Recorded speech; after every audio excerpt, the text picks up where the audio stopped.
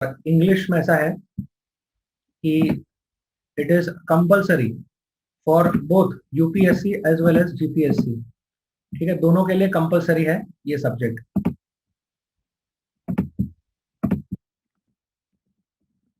और सब्जेक्ट का नाम है इंग्लिश लैंग्वेज। इंग्लिश નું लिटरेचर साहित्य પૂછાતું નથી. Okay, they do not ask you the literature part, the poets, the prose, ये सब चीजें नहीं आती है. Okay, we are only going to deal with English language. ठीक है, कहने के लिए ये जो इंग्लिश लैंग्वेज है यूपीएससी और जीपीएससी इस हिसाब से बोलती है कि भाई 10th स्टैंडर्ड तक का अगर आपको बेसिक इंग्लिश आता है तो more or less you will be able to write the paper. Okay, but actually में that is not the case. Okay, एक चीज हमें सिलेबस में ना हर जगह इन लोगों ने जनरल जनरल चीजें लिखी हुई है. ओके, जैसे अगर मान लीजिए आपका मैथ्स वाला पार्ट हो गया तो मैथ्स में भी general mental ability. Okay, science का पार्ट हो गया तो general science. Okay, general science का मतलब होता है 10th स्टैंडर्ड तक का साइंस या 10th स्टैंडर्ड तक की एबिलिटी आपको होनी चाहिए. But that is actually not the case. Okay, ये याद रखना. पूछते हैं आपको एकदम टॉप मोस्ट लेवल की चीजें जो कि एक ब्यूरोक्रेट सर्विस के अंदर जाने के बाद सीखता है. खास करके अगर लैंग्वेजेस के पेपर आप देखोगे ना तो आपको पता चलेगा कि इंग्लिश हो कि गुजराती हो, it is not to be taken lightly. हल्के में मत लेना इस चीज को. और पेपर के अंदर सिर्फ भले लैंग्वेज लिखा हुआ है, सिर्फ लैंग्वेज से काम नहीं चलेगा. You will require substantial grip on all the GS subject if you want to write a paper of language. Okay, अब इंग्लिश लैंग्वेज का बेसिक अगर बात करें हम लोग तो यूपीएससी के अंदर जो पेपर होता है इंग्लिश का that is qualifying in nature. Okay, mains में एग्जाम ની અંદર બે પેપર આવે છે that are qualifying. One is your English language जो कि हर किसी के लिए रहता है, and second is your regional language. Okay, एमा गुजराती ले शकाय, हिंदी भी ले सकते हो या और कोई ओडिया, मराठी, तमिल जो भी आपकी सुटेबल मदर टंग है उसको ले सकते हो. Okay, but both the papers are qualifying paper. Qualifying paper का मतलब होता है कि मेन एग्जाम के अंदर उसके मार्क्स फाइनल काउंट के अंदर गिने जाएंगे नहीं. ओके, टोटल 9 पेपर है मेंस में जिसमें से 7 पेपर के मार्क्स गिने जाते हैं यूपीएससी के अंदर और बाकी के जो 2 पेपर हैं that is English and regional language, इसके मार्क्स नहीं गिने जाते हैं. अब कितने मार्क का पेपर रहता है तो ये पेपर होता है 300 मार्क का.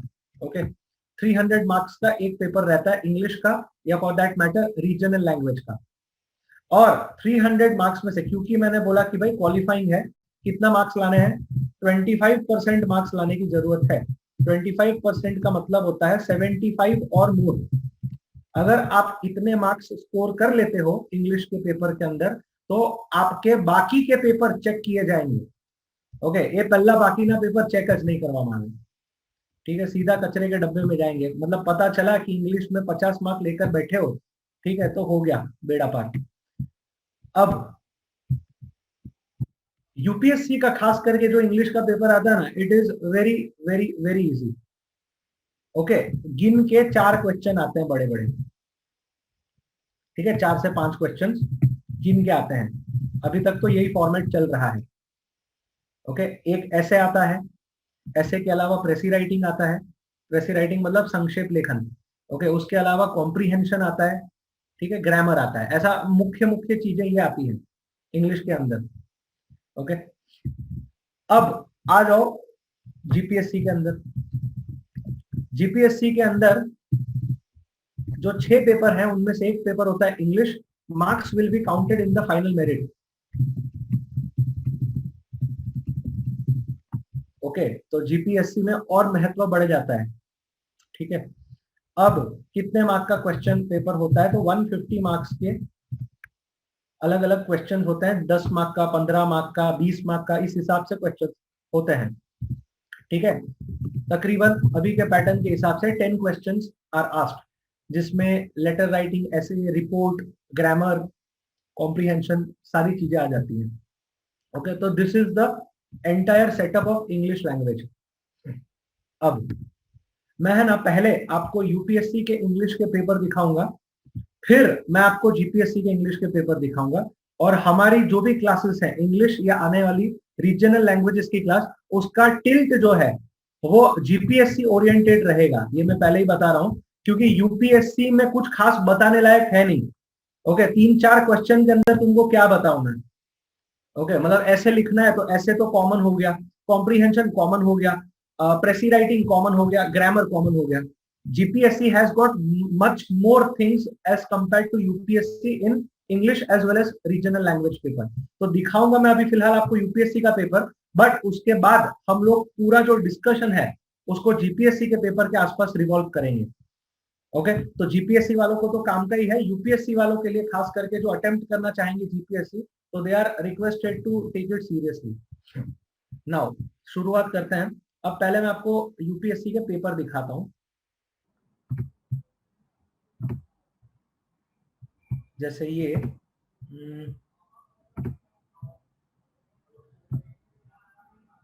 यूपीएससी का 2020 का पेपर है, 2020 का, मतलब लास्ट वाला।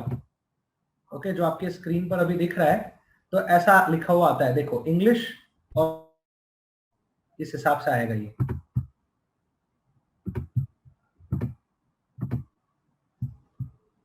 ओके, अब देखो अच्छे से, 3 घंटे का समय दिया हुआ है और 300 मार्क्स का पेपर है। क्या क्या चीजें आती है वो देखते हैं अपने। तो इसमें लिखा है भाई, please read each of the following instructions carefully. पहला part, all questions are to be attempted. ये एक और चीज आपको ध्यान रखनी है, दोनों पेपर मतलब जीपीएससी हो कि यूपीएससी हो, सारे क्वेश्चंस अटेम्प्ट करने हैं। अब वो ऑप्शन ही नहीं देते हैं ये लोग, ठीक है। कोई भी पेपर के अंदर इन जनरल ये लोग अब ऑप्शंस नहीं देते हैं, बीट यूपीएससी का कोई भी पेपर, बीट जीपीएससी का कोई भी पेपर, ठीक है, बारिंग ऑप्शनल पेपर ऑफ यूपीएससी। सिर्फ यूपीएससी के ऑप्शनल में ऑप्शंस मिलते हैं, बाकी हर जगह क्वेश्चंस कंपलसरी लिखने हैं। अब answers must be written in English language only, ठीक है। इंग्लिश का पेपर है तो आपकी कोई भी लैंग्वेज हो, आंसर तो आपको इंग्लिश में ही लिखना है, ठीक है। Word limit in questions wherever specified should be adhered to, and if answered in much longer or shorter than the prescribed length, marks will be deducted। Word limit के ऊपर खास फोकस है, ठीक है। अब शुरू करते हैं यूपीएससी का इंग्लिश का पेपर। पहला क्वेश्चन भाई, right an essay in about 600 words. 600 शब्दों में ऐसे लिखना है on any one of the following topics. Same format ये लोग ऐसे से कैरी कर रहे हैं। ऐसे के पेपर के अंदर क्या था कि 2 सेक्शन थे, 4-4 ऐसे के ऑप्शंस थे, उसमें से एक लिखना था। ओके, फर्क क्या कहां पर है, 600 वर्ड में। Okay, this is the difference. जैसे अगर यूपीएससी के ऐसे पेपर की बात करें, तो ऐसे पेपर में you were suppose to write in 1000 to 1200 words. यहां पर अगर इंग्लिश लैंग्वेज की बात करें, तो इंग्लिश के अंदर जो ऐसे आता है, you are suppose to write it in 600 words, मतलब हाफ लिखना है, 6 पेजेस के अंदर हो जाना चाहिए। अब यहां पर देखते हैं कि भाई कौन कौन से ऐसे के टॉपिक दिए हुए हैं। ऐसे के टॉपिक यहां पर एज कंपेयर टू ऐसे के पेपर काफी सिंपल रहते हैं।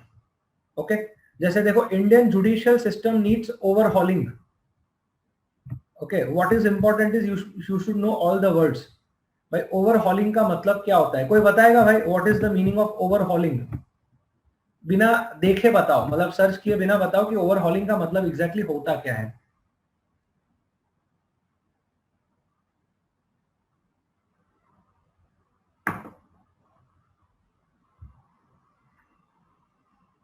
ठीक है, सिद्धार्थ बता रहे हैं इंप्रूवमेंट, दिग्विजय बता रहे हैं अपडेशन, बाबुल बता रहे हैं रिवीजन, ठीक है, चलेगा। कुलदीप बता रहे हैं प्लग्ड इन द मिस्टेक, नहीं नहीं, not plugged in the mistake. Mitesh बता रहे हैं रीजुविनेट, नहीं। ओवरहॉलिंग का मतलब होता है, मतलब टॉपसी टर्वी चेंज करना, जो हम लोग बोलते हैं ना कि भाई समग्रतया चेंजेस करना, पूरा बदल डालना। ओके, सिर्फ अमेंडमेंट करना नहीं, टू चेंज इट कंप्लीटली, उसका मतलब होता है ओवरहॉलिंग, ठीक है, ये याद रखना। तो अब Indian judicial system needs overhauling. अब यहां पर एक बात ध्यान रखना, यहां आपके पास इतना टाइम है इस पेपर के अंदर कि आपका पेपर हो सकता है 1.5 आवर में भी खत्म हो जाए। ठीक है, मतलब आप देखो, मैं आपको क्वेश्चंस दिखा देता हूं तो आपको पता चल जाएगा। मार्क कितने हैं, तुम देखो मार्क देखो, 100 मार्क का ऐसे है। ठीक है, 600 वर्ड, 6 पन्ने में तुमको 100 मार्क जुटाने हैं। ओके, ये एक क्वेश्चन हो गया 100 मार्क का। फिर देखो, फिर दूसरा question, read the passage given below carefully and right your answers, मतलब कॉम्प्रीहेंशन, गद्यार्थ ग्रहण जिसको बोलते हैं। ओके, 15 × 5, 5 क्वेश्चन, एक एक का 15 मार्क। ठीक है, 75 मार्क का ये आ गया आइटम। देखो पैराग्राफ थोड़ा टफ रहता है। ओके, देखो और बड़ा भी रहता है, 2 पन्ने का तो पूरा पेज निकाल जाता है। देखो बस 5 क्वेश्चन है, प्रेम से आंसर करो, एक एक के 15-15 मार्क उठा के ले जाओ। ठीक है, तो 75 इधर हो गया, 175 मार्क्स ऑलरेडी डन, कंप्लीटेड। तीसरा पार्ट आता है प्रेसी राइटिंग। ओके, 1/3 लेंथ में लिखना है आपको। अगेन 75 मार्क्स डन, 250 मार्क हो गए, 250 डन। ओके, कुछ करना ही नहीं है, आराम से लिखते रहो। ठीक है, बीच में चाय नाश्ता भी हो सकता है, इतना समय दिया गया है इसमें। ठीक है, और आखिरी वाला सेक्शन क्वेश्चन 4 का ग्रामर आ गया। ओके, बाकी कितने बचते हैं, 50 मार्क का ग्रामर। ओके, शांति से लिखो, ये ग्रामर हो गया। ओके, सिंपल सिंपल ग्रामर, खत्म पेपर। 4 क्वेश्चन है अभी के लिए, 100 mark, 75 75 50, that's it. Okay, too much time, ऐसा है। तो इसलिए पूरा स्ट्रक्चर इस हिसाब से आप बनाना है कि ये वाला जो ऐसे की हम लोग बात कर रहे हैं, ठीक है, टाइम डिवीजन इस हिसाब से करो कि ऐसे को तुम दो 1 आवर। ठीक है, जरूरी है, आराम से दो। कॉम्प्रीहेंशन को तुम दो 30 मिनट्स, 5 क्वेश्चन है, 30 मिनट्स कॉम्प्रीहेंशन को दो। प्रेसी राइटिंग इसमें है ना, टाइम जाएगा। जिनको नहीं पता ना, उनको मैं बता दूं कि प्रेसी राइटिंग का जो पेज होता है ना, वो ब्लॉक के फॉर्म में आपको दिया जाता है। मैं दिखाता हूं कैसे होता है। पहले प्रेसी राइटिंग को कितना टाइम देना है, precis writing will take your 45 minute, इसमें सबसे ज्यादा टाइम लगता है। ओके, और ग्रामर ले लो। ओके, ग्रामर को दे दो बाकी का 45 मिनट्स, तो आपके 3 घंटे पूरे। तो 30 गिन के चलते हैं, ताकि 15 मिनट बाद में चेकिंग करने का भी समय रहे।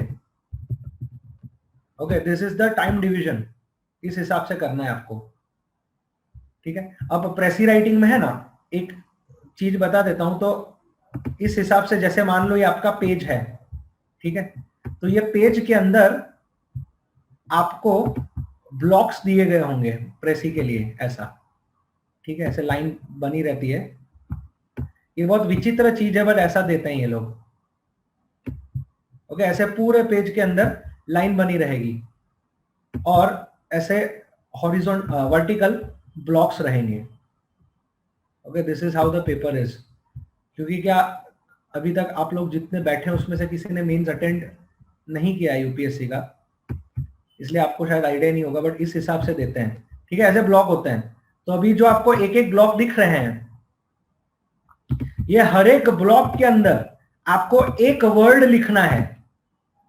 ओके, उस हिसाब से पूरा आपको प्रेसी राइटिंग करना है। ऐसा नहीं कि हाँ आश्रय 1/3 करी ने, पता भी ना क्यों, नहीं। ठीक है, अगर लिखा है, मतलब इन्होंने 900 वर्ड के अंदर लिखा है, तो एग्जैक्ट पिन पॉइंटेड 300 वर्ड पे एंड होना चाहिए। +or -5 is fine, but try करो कि 300 पे एंड हो। ठीक है, बाबुल बोल रहे इतनी एक्यूरेसी, हाँ जी, तुमको टाइम दिया है ना, फोकट में थोड़ी दिया है। ये तुमको, मतलब उनको ये समझ में आता है इससे कि तुम्हारे अंदर, माइंड के अंदर कितना कंट्रोल है, वर्ड्स को यूज करने का कितना पावर है, कि एग्जैक्टली जहां स्टॉप होना है वहीं पे स्टॉप हो रहे हो, ना आगे ना पीछे। ठीक है, तो जितनी मेंस मैंने दी है, एग्जैक्ट वर्डिंग पे ही स्टॉप किया है। ऐसा है, तो तुम ट्राई करना कि प्रेसी राइटिंग में एग्जैक्ट वर्ड पे स्टॉप हो। ओके, इन्होंने इसलिए वर्ड्स भी दिए हैं, देखो मैं दिखाता हूं नीचे। प्रेसी राइटिंग में ना इन लोगों ने कितने वर्ड होते हैं वो भी दिया हुआ है,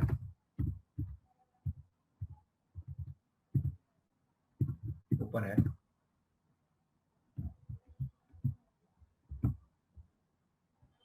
ठीक है, यहां से शुरू होता है।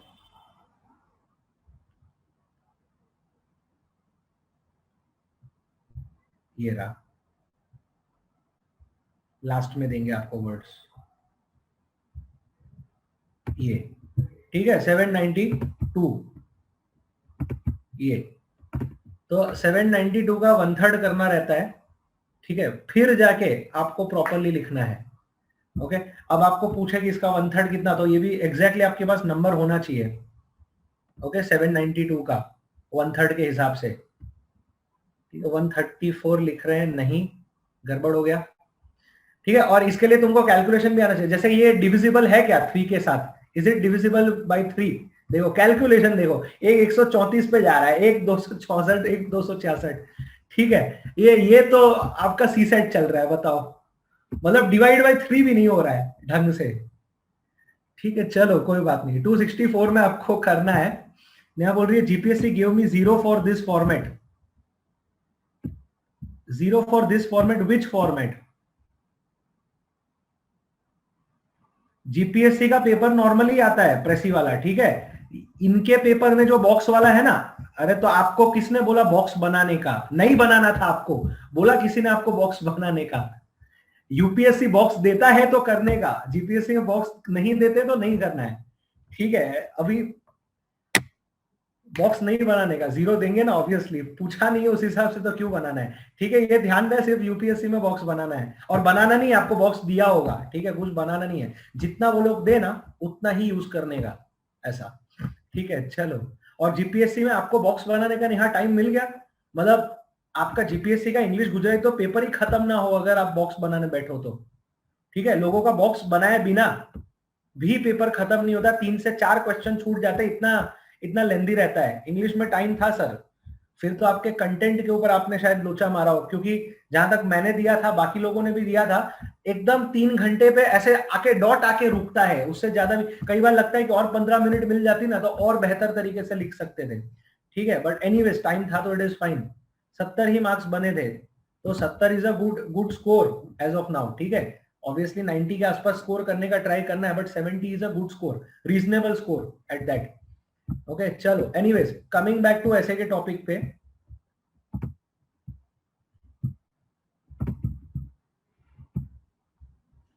ऐसे में आ जाओ। अब ऐसे में बताओ मेरे को, देखो सिंपल सिंपल है, पहला है आपका जुडिशियरी माने पॉलिटी, दूसरा है नॉट रूरल और urban, India needs rurban growth, ठीक है। रर्बन ग्रोथ मतलब economics plus science and tech को मिक्स करना है। तीसरा relevance of Hindi as a national language, okay, education और पॉलिटी, और लास्ट में कोविड-19 pandemic and the Indian economy, मतलब बच्चा बच्चा इसके ऊपर लिख सकता है। चारों टॉपिक एकदम बढ़िया है, ठीक है। कौन सा टॉपिक चूज करोगे उस हिसाब से नंबर डालो इधर फटाफट, which topic would you want to choose and why, bracket में भी, ठीक है। कोविड-19 एक जुडिशरी पे करेंगे, कोविड-19 पे बहुत सारे जाएंगे, डी, ठीक है, D D, Gautam D, okay, Mitesh second करेगा, नॉट रूरल और अर्बन, ठीक है, B traditional with science and tech, okay, ठीक है। मैक्सिमम ऑर्डर में यही लोग जा रहे हैं कि डी कोविड-19 पैंडेमिक की बात करेंगे, सेकंड वो वाले होंगे जो Indian judicial system needs overhauling पे बात करेंगे, ठीक है। थर्ड ये वाले होंगे relevance of Hindi as the national language, और आखिरी वाले ये होंगे अर्बन ग्रोथ वाले, ठीक है। चलो थोड़ा आपको परिश्रम करवाते हैं, ये हिंदी वाले लैंग्वेज के ऊपर कुछ बताओ कि क्या लिखोगे। 600 वर्ड्स हैं, हाँ बाय द वे 1 घंटा है ना, तो आराम से सेम फॉर्मेट जो हमने ऐसे में यूज किया यूपीएससी के और जीपीएससी के, और यहां पर भी हम सेम टाइम लिमिट 25 मिनट में ही पूरा प्लानिंग करेंगे सेम। तो मुझको बताओ relevance of Hindi as a national language, अगर मैं बोलूं मार के कि करना ही है, बताओ क्या लिखोगे। सिर्फ मेन पॉइंट्स दे दो, स्ट्रक्चर तो ठीक है आप बना लोगे विथ टाइम, कंटेंट बताओ।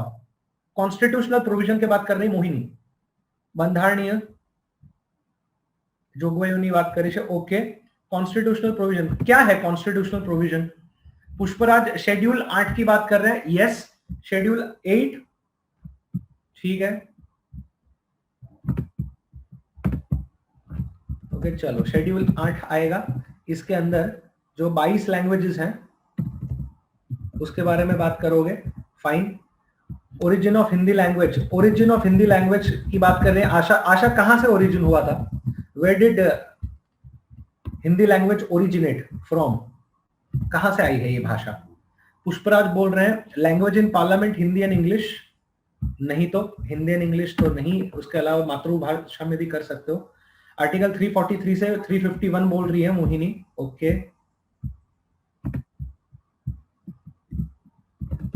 आर्टिकल 343 टू 351, ठीक है, 351 तक पहुंच गए, इट इज फाइन। 350 बी पे स्टॉप कर देता हूं मैं, ठीक है। देवनागरी लिपि में लिखी जाती है, ओके। ऑफिशियल लैंग्वेज है, ओके। ये तो सब गरीबों वाली चीजें लिख रहे हो तुम। NEP 3 language formula, yes, good.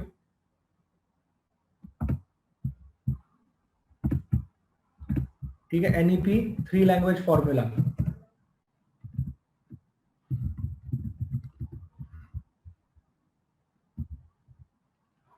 B, okay fine. Special officer for linguistic minorities, Saksham बता रहे हैं official language plus discussion of Hindustani language in constitution plus language relevance in the society plus issue of southern states agitation, good. यहां पर मैं वो add कर देता हूं, सदर्न स्टेट एजिटेशंस। इसका पूरा अपने आप में इतिहास है सदर्न स्टेट्स का, ओके। यूएन की बात कर रहे हैं दिग्विजय, यूएन के अंदर क्या भाई, व्हाट अंडर यूएन? हितेश बता रहे हैं help in national unity because most people know, okay. Positive side पे बात कर रहे हैं कि भाई नेशनल यूनिटी या नेशनल इंटीग्रेशन में मदद कर सकता है, ओके। वन नेशन वन लैंग्वेज की बात कर रहे हैं यश, थोड़ा डिबेटेबल आइटम है but okay, I will put it here, one nation one language. Pushpraj in USA PM ने हिंदी में स्पीच दी थी यूएन के अंदर, ठीक है भाई। और okay, UAE identified Hindi as official language, fine, बहुत बढ़िया। UAE Hindi language, okay. UN की छठी लैंग्वेज की बात कर रहे हैं दिग्विजय, ओके। हिंदी राइटर्स के बारे में बात करेंगे, भरतेंदु हरिश्चंद्र का quote for promoting good Hindi language, yes. Hindi writers बहुत सारे हैं, हिंदी राइटर्स, प्रेमचंद वगैरह, ओके। मानसी बता रहे how did we switch from Hindi to English, okay. एक एंगल के लिए इंग्लिश में कैसे स्विच किया, मितेश फोर्सफुली करवामा आवे तो बैकफायर पण થઈ શકે, स्पेशली सदर्न स्टेट्स, वो इधर आ गया मितेश, सदर्न स्टेट्स के एजिटेशन में। हिंदी फिल्म इंडस्ट्री डायस्पोरा का connect, okay, diaspora connect. Anything else? सिवाय कई बाकी हो तो बताओ, anything else? Countries like Thailand etcetera having God name in Hindi, ठीक है। हिंदी का ओरिजिन नहीं बताया, आशा ने हिंदी के ओरिजिन की बात की थी, व्हाट एग्जैक्टली अबाउट, कहां से शुरुआत हुई हिंदी लैंग्वेज की, बाय द वे हिस्ट्री के माध्यम से थोड़ा बताओ। देवनागरी लिपि कहां से आई, देवनागरी लिपि? सक्षम बता रहे हैं संस्कृत से प्राकृत के बाद फिर क्या हुआ? हिंदी, अच्छा ठीक है। अभी हिंदी जब लिखते हो ना तो उसके अंदर elements of different languages, for example Urdu, okay, इन सब के एलिमेंट्स के बारे में भी आपको लिखना पड़ेगा, ओके। और अब इंट्रोडक्शन तो ठीक है, कंक्लूड क्या करोगे लास्ट में, okay. This much information is not enough by the way, but again conclude अगर करना है हिंदी के रेलेवेंस के ऊपर, क्या उसको नेशनल लैंग्वेज बनाना चाहिए या नहीं बनाना चाहिए, how do you conclude it? Third most spoken language है, ठीक है, fine. Third most spoken language, इसको ऐड कर सकते हो, यस। बाबुल बोल रहे using Hindi is seen as inferior India as compare to English, बहुत बड़ा एंगल पकड़ा है, चलो बढ़िया है। इंफीरियोरिटी कॉम्प्लेक्स, इसके ऊपर भी बात करोगे कि भाई हिंदी भाषी होने में लोग गर्व नहीं अनुभव करते हैं, चलो गर्व तो फिर भी ठीक है, शर्म अनुभव करते हैं कई बार, okay, very good angle. Dialects के बारे में भी करेंगे, ओके फाइन। कंक्लूजन बता दो, चलो। भोजपुरी डायलेक्ट हो गया, ठीक है, मैथिली हो गया, अ lot of dialects in UP Bihar specially. मुझको ये बताओ इन जनरल, अगर है स्टैटिस्टिक्स, भारत के 28 राज्यों में से कितने राज्यों की राजभाषा या ऑफिशियल लैंग्वेज हिंदी है? या हिंदी को यूज करते हैं एज एन ऑफिशियल लैंग्वेज? क्योंकि ऐसा है कि अगर पार्लियामेंट के अंदर ये मुद्दा रखा जाएगा डिबेट के पर्पस के लिए कि क्या हिंदी को नेशनल लैंग्वेज बनाना चाहिए या नहीं बनाना चाहिए, ओके, तो इसमें इसके इर्द गिर्द वो जो बोलते हैं ना cooperative federalism, federal structure and all that, इसके इर्द गिर्द पूरी चीजें घूमेगी। सक्षम बोल रहे हैं कंक्लूजन के लिए, as of now it may hamper federal relations, diversity, issue of mother tongue as initial learning. Okay, तो मना कर रहे हैं कि भाई अभी जो ऑफिशियल चल रहा है वो चलने दो, नेशनल लैंग्वेज की फिलहाल जरूरत नहीं है। ठीक है, that will be more or less the conclusion for everyone. Okay, Babul बोल रहे हैं major exam judgement in courts in English which leaves majority of the people out. ठीक है, मितेश बोल रहा है 3 language formula is good for India because our constitution makers can't decide it that time. Which will be the third language Mitesh constitution के लिए? Mother tongue, मतलब are you talking about English, Hindi and mother tongue? और वो बताओ ना states में कितने states की ऑफिशियल लैंग्वेज है Hindi? Okay, this is the extra information that you have to gather. Digvijay बता रहे हैं 7, गौतम बता रहे हैं 9, 9, और एनीबडी एल्स? कया कया राज्य में हिंदी राजभाषा तरीके उपयोग में लेवाई है? ठीक है, ये फिगर्स आप ट्राई करिएगा। नेक्स्ट फिगर, कौन से फिगर्स आपके पास नहीं है? Second figures, total number of Hindi speakers in India. Hindi कितने लोग बोलते हैं? ओके, थर्ड आइटम, हिंदी के बाद भारत के अंदर सबसे ज्यादा बोली जाने वाली सेकंड लैंग्वेज कौन सी है?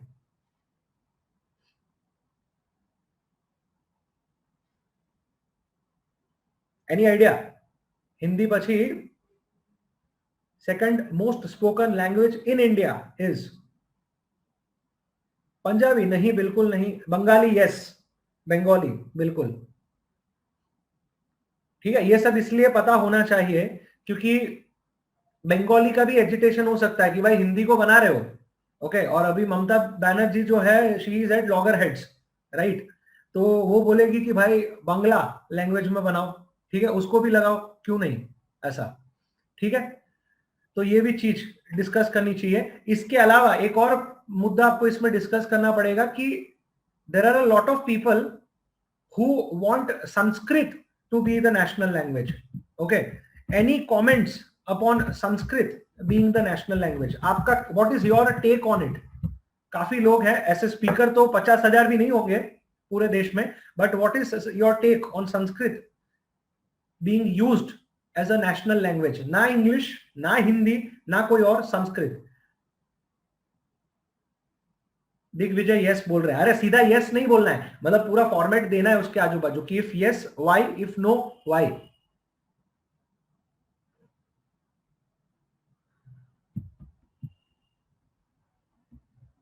ओके, ये लैंग्वेज वाली चीज आएगी।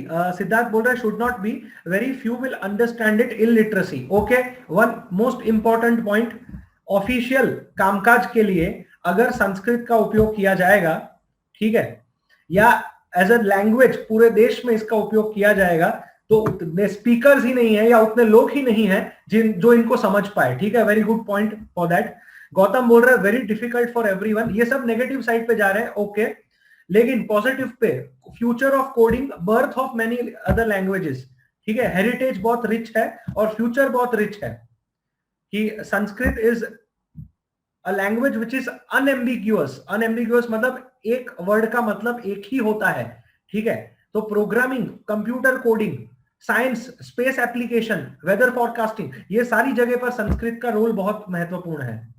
Okay, birth of many other languages, yes, काफी सारी लैंग्वेजेस का ओरिजिन संस्कृत में से हुआ है। बता सकते हो कौन कौन सी लैंग्वेज है जिसका ओरिजिन संस्कृत से है, अपार्ट फ्रॉम आपका प्राकृत, हिंदी एंड ऑल? ठीक है, पुष्पराज बता रहे हैं no, first of all very few understand it, second lack of teachers, yes, understanding comprehension का प्रॉब्लम, टीचर्स कम है। ठीक है, संस्कृत में से बाबुल बोल रहे हैं मराठी। पुष्पराज बोल रहे हैं यूज, यस, अगर use in various fields can help in reviving our traditional knowledge. Okay, Mansi बोल रही है we can understand our scripts, yes अगर रखा जाए, क्योंकि ऐसा है कि आप देखो मोस्ट ऑफ स्कूल्स में Sanskrit is offered as a language. Okay, आप सबके कार्यकाल में स्कूल के आया ही होगा कहीं ना कहीं पे, ठीक है। वो अलग बात है कि हम लेते हैं नहीं लेते हैं, but think in a very different way now कि अगर 10th तक संस्कृत कंपलसरी कर दी जाए, ओके, तो यू माइट, और दूसरा कि उसको नेशनल लैंग्वेज बता दी जाए, तो you might be encouraged okay to learn this language. आया समझ में? तो इसके ऊपर भी आप अपना एक व्यू कायम करना। ओके, तो व्यू पहली चीज ये रहेगा कि भाई आज की तारीख में इंग्लिश हिंदी ऑफिशियल ठीक है, नेशनल लैंग्वेज की फिलहाल जरूरत नहीं है। तीसरी चीज, संस्कृत को बढ़ावा देना चाहिए। ऑटोमेटिकली जैसे उसके स्पीकर्स, उसके टीचर्स बढ़ेंगे, then will be the right time to impose it as a national language. ठीक है, चलिए एनीवेज ये हो गया हिंदी से रेलेवेंस वाला। ऐसे अब एकदम लाइट रेलेवेंस वाला आइटम पकड़ते हैं। संस्कृत 7वीं कक्षा तक थी ऐसा पुष्पराज बोल रहे हैं, फाइन। नेहा बोल रही है Sanskrit as a language of spirituality, revival of gurukul system, fine. Okay, इसको है ना, ये संस्कृत वाले मुद्दे को आप, ये जो आज ब्लेंडेड फॉर्म ऑफ लर्निंग में जो डिटीरियोरेशन ऑफ एजुकेशन भी हुआ है, ठीक है, कोविड-19 में, उसमें भी एक पॉइंट के तौर पे आप ऐड कर सकते हो। एनीवेज, बाबुल बोल रहे हैं sir having course of subject like Sanskrit is different from using language in common speaking. Okay Babul, but see if Sanskrit is made the national language. First, it is a matter of pride now. Second, if it is introduced at the school level, parents as well as students will take it seriously. Okay. Third, if there are more speakers of a particular language, then communication in that language also becomes much frequent. Okay, and if that becomes much frequent, a culture of speaking, of writing Sanskrit will become more prevalent. आया समझ में? तो that is the course of action। ऐसा सक्षम बता रहे हैं no economic burden, sudden structural change may jeopardise essence of language, that is to communicate yourself because of less use and may create a linguistic divide, fine.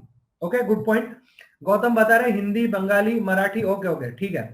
चलो बाबू बोल रहे हैं study Sanskrit in school was taught just to pass the paper. ठीक है, इसीलिए तो लफड़ा है। ठीक है, हमको पेपर पास करने को नहीं बोला गया था। ओके, हम जो थे वो गुरुकुल प्रथा के हिसाब से पूरा पढ़े हैं Sanskrit. Okay, Sanskrit will bring a lot of clarity in thought process. आज की तारीख में जो आप कंफ्यूज होते रहते हो, आपके दिमाग में जो केओस चल रहा है ना, वो संस्कृत काफी हद तक क्लियर कर सकता है।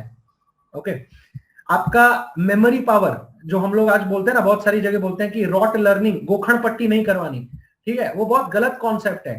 मेमोराइजिंग, रॉट लर्निंग, गोखण पट्टी is an essential part of education. ठीक है, बहुत जरूरी है कुछ चीजों को रटना। ओके, वो समझ के रटना है कि कुछ भी है, बट रटना, memorising is very essential. Sanskrit helps in memorising. आया समझ में? तो ये सारी चीजों को भी थोड़ा देखना। Languages derive from Sanskrit, Tamil and other languages, yes उनका ओरिजिन है, बट वो लोग समहाउ एंड वो द्रविडियन कल्चर करते रहते हैं, तो एक डिवाइड पड़ जाता है। एनीवेज, संस्कृत में connect north and south, yes it में। चलो यहां पर इसको समाप्त करो, आगे बढ़ता है। नॉट रूरल और urban, India needs rurban growth, इसके ऊपर बात करते हैं। रर्बन ग्रोथ क्या लिखोगे भाई इसके ऊपर? रूरल या अर्बन मतलब ग्रामीण या शहरी क्षेत्र, ऐसा अलग अलग नहीं, दोनों का विकास होना बहुत जरूरी है। What is the content that you will offer?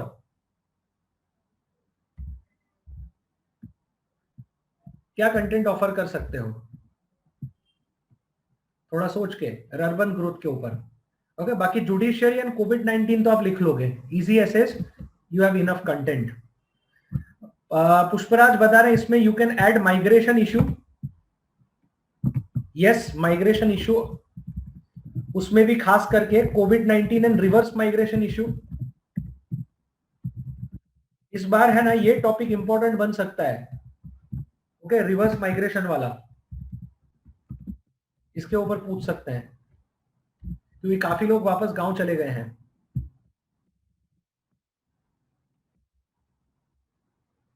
बाबुल बोल रहे हैं introduction of facilities like internet in village in farming. Okay, internet facility, farming तो ठीक है, बट इंटरनेट फैसिलिटी ओके।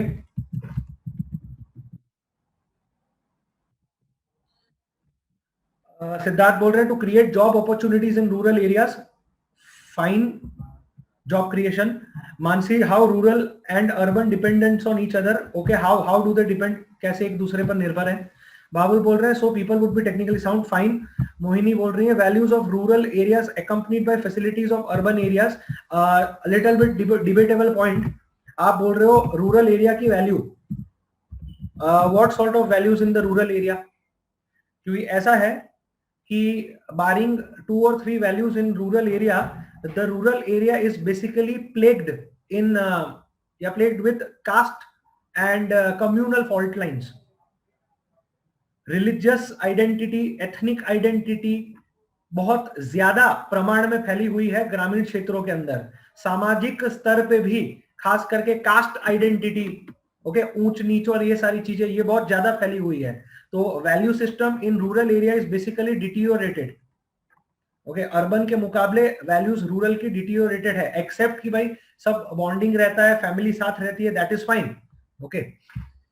सक्षम बोल रहे हैं रूरल अर्बन डिवाइड में digital income, standard of life, Covid ने डिजिटल ये सारी चीजें को वाइडन किया है. ओके.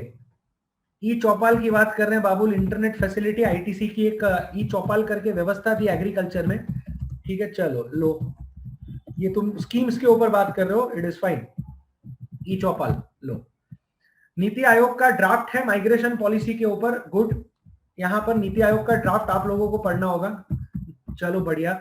यश बता रहा है rise of population, demand for land outskirts under city leads to formation of urban. Rise of, okay, demand for land, fine, good. ठीक है, लैंड की डिमांड, आउटस्कर्ट्स का उपयोग होता है जिसकी वजह से सिटी का फॉर्मेशन होता है या अर्बन कल्चर का फॉर्मेशन होता है. Okay, fine. इसके बाद नितेश बोल रहे हैं in the world McDonald famous for beef burger. अच्छा, but in India it is famous for aloo tikki burger. अच्छा, so we also adopt this model. Global plus local is equal to globalisation. Global plus local is equal to globalisation. ये क्या formula है भाई? One village one product plus पूरा concept. चलिए concept में ले लेता हूं, पूरा कॉन्सेप्ट. ये बर्गर और टिक्की वाला कुछ समझ नहीं आया नितेश. एक पूरा कॉन्सेप्ट है, पूरा के अलावा एक अर्बन मिशन भी है, श्यामा प्रसाद मुखर्जी अर्बन मिशन. ये कुछ योजनाएं भी आ गई.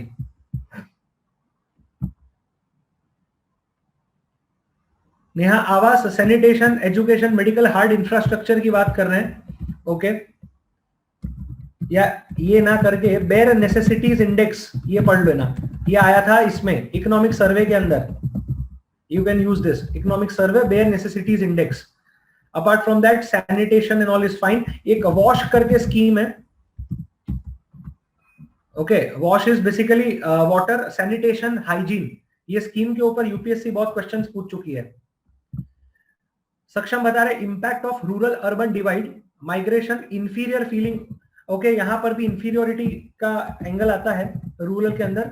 ठीक है, वो गवार होते हैं, इस टाइप की चीजें, इस टाइप के शब्द यूज किए जाते हैं जो कि सही नहीं है, but nevertheless they are used. Inferiority superiority complex. Okay, slow cycle of growth. Okay, Babul बता रहे technology like organic farming, hydroponics. Babul अभी भी एग्रीकल्चर पे ही अटके हुए हैं. ठीक है, लो एग्रीकल्चर पे लिखते हैं इधर.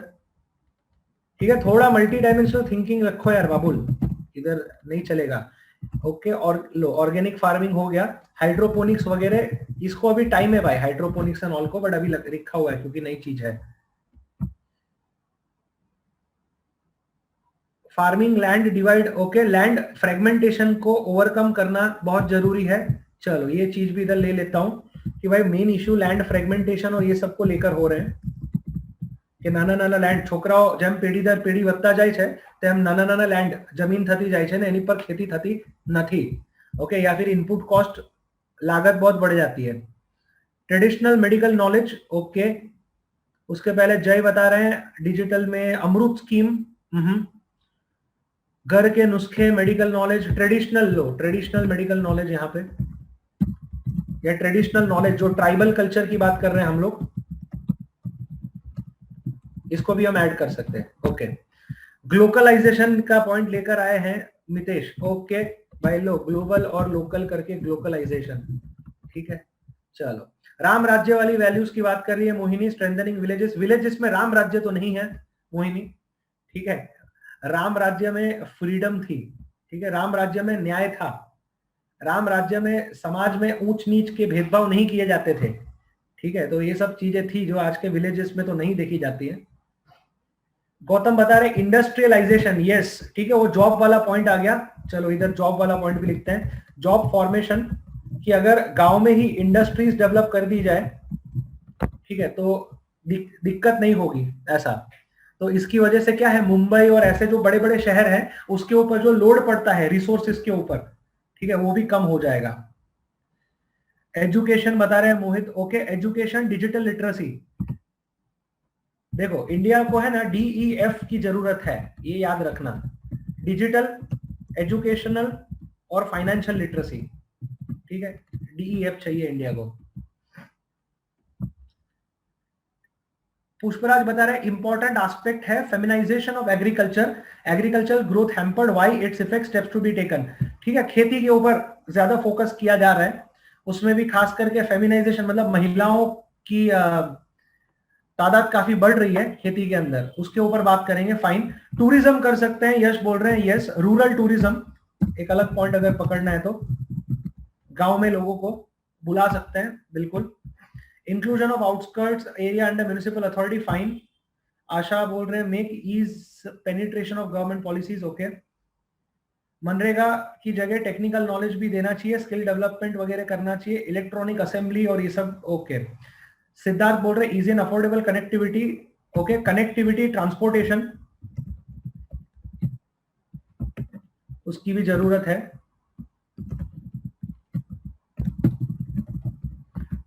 Okay. More power and finance to local self government की जरूरत है, ओके फाइन। गांधी जी का थिंकिंग, गांधी जी के बारे में लिख लेना, ओके। आर्टिकल 40 के बारे में लिख लेना, ठीक है। इतना सब बोल दिए लेकिन विलेज पंचायत के ऊपर कुछ नहीं बोले, okay. Strengthening village panchayat, grass root democracy, फिर मार्क उड़ी जाएंगे ना, ओके। यहां पर भी फंड एलोकेशन एंड यूटिलाइजेशन ये सब थोड़ा लिखो। फिर सोशल ऑडिट के बारे में बताओ कि लोग ही स्कीम का ऑडिट करेंगे कि भाई स्कीम के फायदे लाभ उन तक पहुंचे हैं कि नहीं पहुंचे हैं, okay. Capital for business, okay, बता रहे हैं मोहित, फाइन। बाबुल बता रहे हैं couch surfing concept like in north east, couch surfing concept क्या है भाई बाबुल, थोड़ा प्रकाश डालो उस पर। यश बता रहे हाउस होल्ड एंटरप्राइजेस MSME की स्थापना, ओके, उसको लास्ट इधर में पॉइंट में ले रहा हूं, सेल्फ हेल्प ग्रुप बोलते हैं, उसके अलावा फार्मर प्रोड्यूसर ऑर्गेनाइजेशंस, इसके अलावा MSME, ठीक है, खास करके उसमें गृह उद्योग जो हम लोग बोलते हैं, इन सब की स्थापना हो सकती है, cluster formation and all, okay. और लैंड को लेकर स्वामित्व की स्कीम की बात कर रहे हैं आशा, कि स्वामित्व करके जो स्कीम है ड्रोन वगैरह की मदद से लैंड रिकॉर्ड्स का मैपिंग करना, तो ऐसी स्कीम का भी यूज कर सकते हो। नेहा बता रही है double burden of work on women due to out migration of men, very good. Migration वो इधर आ जाएगा नेहा, माइग्रेशन की वजह से डबल बर्डन आ जाता है, मतलब खेती भी संभालनी है, घर भी संभालना है, फाइन। तो देखो अभी इतने सारे पॉइंट थे आपके पास और आपने इस ऐसे को चुना ही नहीं, आर यू गेटिंग इट, ऐसा है, ठीक है। आप जो कोविड 19 में भावनाओं में बह गए, that was the essay you should never have written. Covid 19 का इंडियन इकोनॉमी पे मतलब इतना चबाया हुआ घिसा पीटा ऐसे क्यों लिखना है, ठीक है। कुछ कुछ स्टिम्युलेटिंग ऐसे लिखो, कुछ चेकर को नयापना भी दिखाओ, ठीक है। ऐसा तो है नहीं कि आपको आते नहीं है बाकी कैसे, ओके। तो do not make such a mistake. Babul बोल रहे हैं people instead of paying in hotels to live with local people in village with them in their house and experience real living conditions, okay okay okay, ठीक है। Hospitality tourism में आएगा ये part यहाँ पर, ठीक है। काउच विलेज फैसिलिटी, कि भाई गांव में ही रहने का कॉन्सेप्ट, कि गांव के लोगों के साथ ही रहो, होटल वोटल को छोड़ो, ठीक है, एक्सपीरियंस करो विलेज कल्चर को। चलिए फाइन, तो दैट इज अबाउट दी ऐसे वाला पार्ट। तो 4 में से एक ऐसे लिखने का रहेगा, take 25 minutes for all that planning and 35 minutes for execution, ठीक है। इसको अब डिलीट कर रहा हूं, ये सारे जितने पॉइंट इधर दिख रहे हैं ना, जो नए स्टूडेंट है और पुराने सारे, इसको सर्च करके इसके ऊपर कुछ ना कुछ पैराग्राफ या कुछ लिख के रखना, आपको काम लगेगा। चलो अब इसके बाद आगे बढ़ते हैं. Read the passage below carefully and write your answers to the questions in clear, correct and concise language. अभी देखो, कॉम्प्रीहेंशन में जितने पेपर्स मैंने चेक किए हैं, हार्डली कोई मिस्टेक करता है कि हाँ कुछ चीज छूट गई उस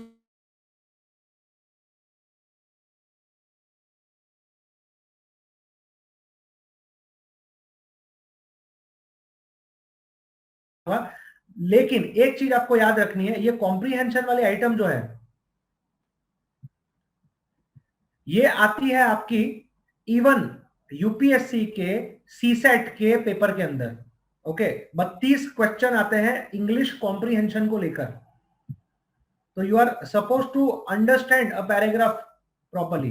तो हम क्या करते हैं कि जब हम लोग रीड करते हैं, ठीक है, कि भाई अब ये पैराग्राफ देख लो तुम्हारे सामने कि भाई when Tolstoy led a party composed of his family and visitors to harvest a field for a widow, he was doing two things.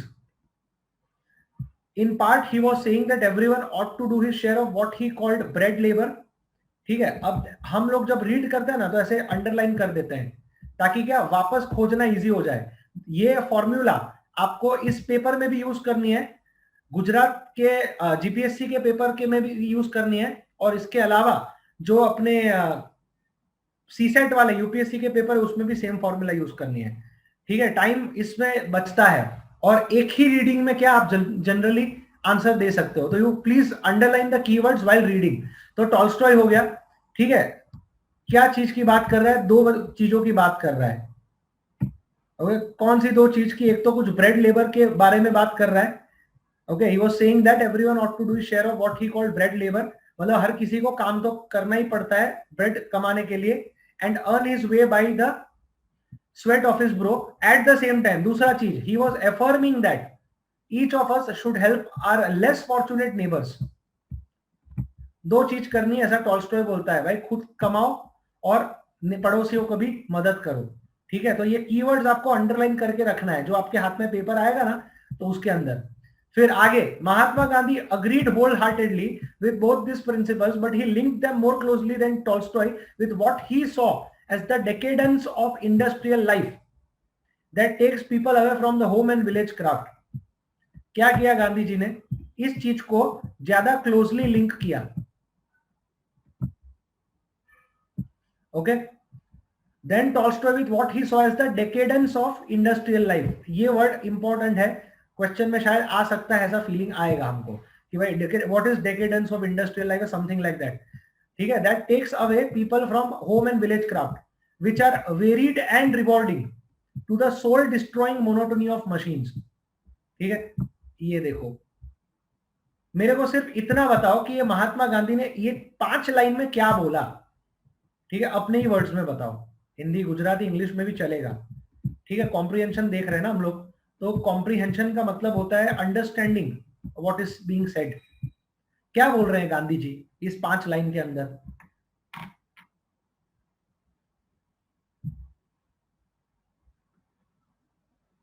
अगर आप बता सकते हो तो एकदम सरल भाषा में अगर आपको बताना है, इससे हमें पता चलता है कि भाई कॉम्प्रीहेंशन में हमारा क्या लेवल है. और इसीलिए मैं क्या आपको बोलता हूं कि ये कॉम्प्रीहेंशन पैसेज के लिए कुछ अलग से नहीं करना है, सिर्फ आप न्यूज़पेपर अच्छे से रीड करोगे ना तो आपका कॉम्प्रीहेंशन वैसे भी इंप्रूव हो जाएगा सेम. ठीक है, न्यूज़पेपर, मैगजीन्स एंड नॉवेल्स, इनका रीडिंग आपका कॉम्प्रीहेंशन सुधारेगा. क्या बोल रहे हैं गांधी जी, फटाफट बोलो आम सामान्य शब्दों में.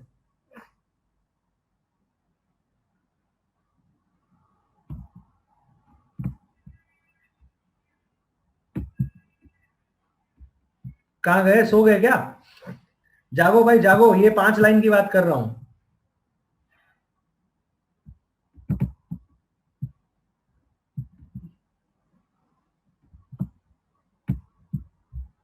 ठीक है, ये महात्मा गांधी यहां से यहां तक की.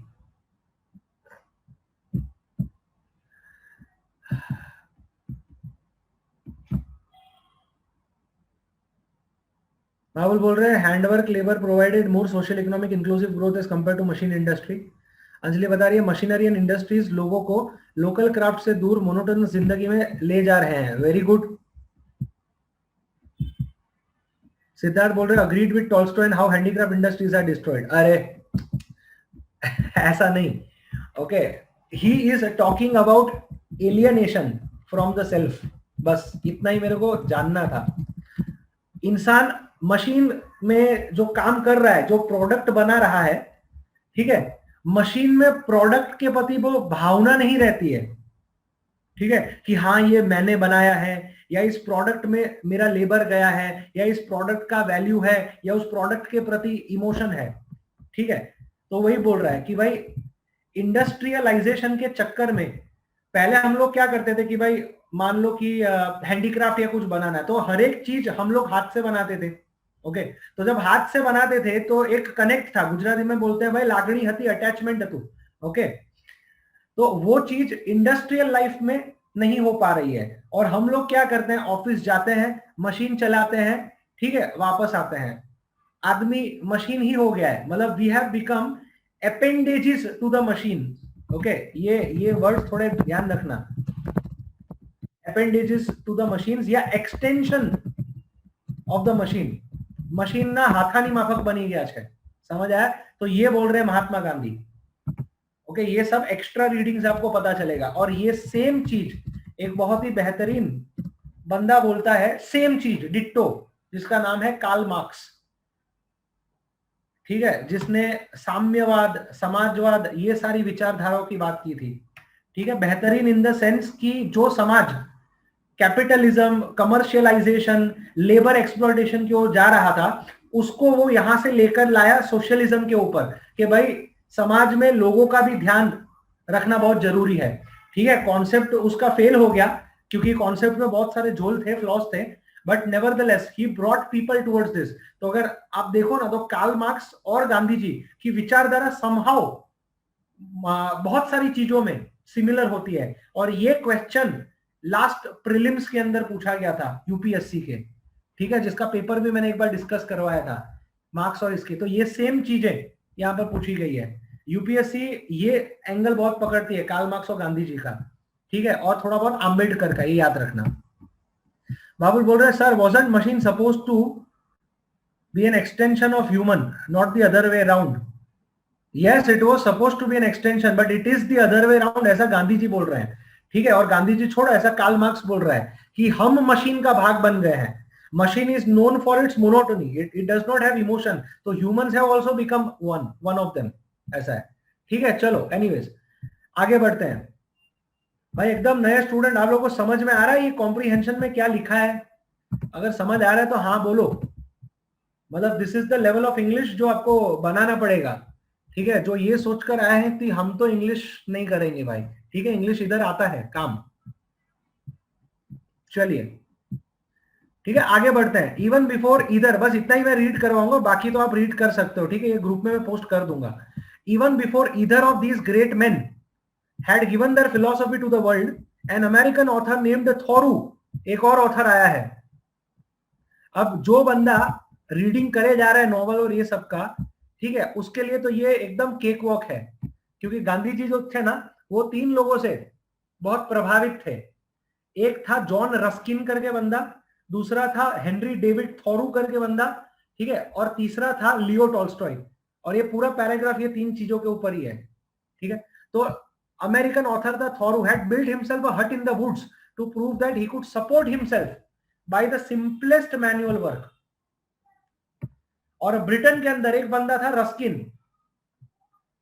हैड, तीन लोग हैं, एक अमेरिका वाला है, एक ब्रिटेन वाला है, और एक रशियन है, ठीक है। Ruskin had led his students out from Oxford to build a raised footpath across the water meadows to a village to demonstrate the dignity of labour, ठीक है। रस्किन ने भी क्या किया, उसने बोला ऑक्सफोर्ड के छात्रों को कि भाई बाहर आओ, ठीक है, और पानी जहां से बह रहा है, उस पानी के जो बहाव है उसके ऊपर एक फुटपाथ बना दो विलेज के अंदर, ताकि आपको भी समझ में आए कि भाई लेबर, हार्ड वर्क का क्या मतलब होता है। आया समझ में? तो ये पूरा ऐसे इसी के इर्द गिर्द घूम रहा है, ओके। और ये देखो, the path remains to this day almost 150 years later, lined with tall poplars as a memorial to a fine ideal, ठीक है। अब इसमें देखो बहुत सारे इंग्लिश के वर्ड आपके लिए नए हो सकते हैं। पॉपुलर, वृक्ष की बात कर रहे हैं, ठीक है। अपार्ट फ्रॉम दैट मेडोज क्या होता है, ये एक अलग आइटम है, ग्रासलैंड टाइप की जो बात कर रहे हैं। ओके, ये सब वर्ड्स एकदम आपके लिए नए हैं, तो जब आप ये वर्ड्स पढ़ो अभी के टर्म्स में, तो इसको डिक्शनरी में चेक करना, ठीक है, तो ही आपको कॉम्प्रिहेंशन में मजा आएगा या समझ पाओगे उसके अंदर। ओके, फिर आगे यही कॉम्प्रिहेंशन जाता है one could trace the history वाला, ठीक है। अब एक और बंदा आ गया है जीन जैक रूसो करके, ठीक है, तो उसने कुछ बोला है। फिर एक बंदा आता है पियर करके, Pierre was no ordinary Swiss. Okay, तो हर एक बंदा कुछ ना कुछ मैनुअल वर्क के ऊपर बात कर रहा है, कुछ ना कुछ कनेक्शन और टू द रूट्स के ऊपर बात कर रहा है, ठीक है। ये आपको यहां से सार मिल जाएगा। देखो पियर का अपने बात करते हैं, Pierre was no ordinary Swiss but it is rare for ordinary people to have the courage to dream and attempt to put them into practice। Okay, देखो ये इसके ऊपर ऐसे भी पूछा जा सकता है, courage to dream and attempt to put them in practice, इसके कोट के ऊपर, ठीक है। तो ऐसा जब कोट आए ना, तो वहां पर पियर का यूज कर सकते हो। Okay, Pierre's father's family originated in Italy, his mother's family came from France, he had a German grandmother and had relations in England, he used to point out the stupidity of frontiers। Okay, ये जो हम काफी लोग बात करते हैं ना कि भाई बॉर्डर बॉर्डर शू लगा भी रखेली है। ओके, ग्लोबल फ्रंटियर्स के पार भी चीजें जाती हैं। ओके, वो पंछी नदिया वाला सॉन्ग, कोई सरहद इन्हें ना रोके वाला, ठीक है, वो उसकी बात कर रहे हैं। तो इसके ऊपर भी बहुत सारे क्वेश्चन बने थे, जैसे एक ग्रुप है डॉक्टर्स विदाउट बॉर्डर्स करके, आपने शायद सुना होगा। ओके, मेडिसिन साइंस फ्रंटियर्स करके एक ग्रुप है, इसके ऊपर यूपीएससी ने प्रीलिम्स में क्वेश्चन पूछा था, ठीक है। एक और ग्रुप है reporters without border.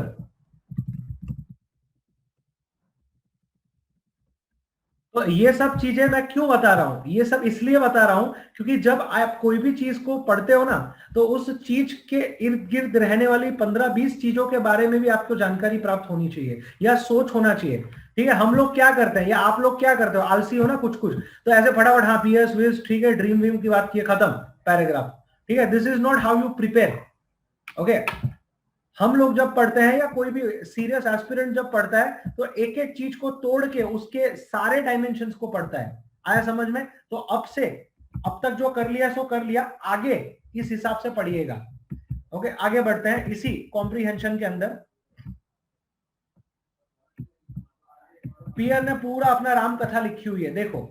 Peer described how at the age, अब देखो ये पढ़ रहे हो ना, तो पढ़ाई पे भी फोकस रखो कि कहां मैं स्टॉप हो रहा हूं, कहां नहीं हो रहा हूं। इंग्लिश लैंग्वेज में आप लोग बोलते हो ना इंग्लिश कैसे करें, इंग्लिश कैसे करें, तो इस हिसाब से करना है इंग्लिश कि भाई रीड कैसे करना है। पियर डिस्क्राइब्ड हाउ, रुको, कॉमा का मतलब, एट द एज ऑफ 17, रुको, he was walking in the woods and experienced something which seemed to me like a solemn dedication to truth। Okay, ये इसका मतलब क्या है कि एम्फोसिस मारना है थोड़ा इसके ऊपर। ओके, इसको बोलते हैं modulation while speaking English, in which the first necessity was to recognise one's own faults. Okay, बस इतनी लाइन का मतलब मेरे को समझाओ, अपने हिसाब से ट्राई करो। ओके, अभी कुछ कुछ लोगों को लग रहा होगा कि ये सब तो क्या है, ये तो सिंपल सिंपल चीजें, इसमें क्या पढ़ने का है ये सब, ठीक है। But this this will improve and enhance your English. आपका जो स्पीड नहीं आता ना पेपर में, वो इस वजह से नहीं आता। ये बताओ ये क्या बोल रहा है पियर, अपने सामान्य भाषा में सिंपल लैंग्वेज में बताओ, what is Pierre trying to describe.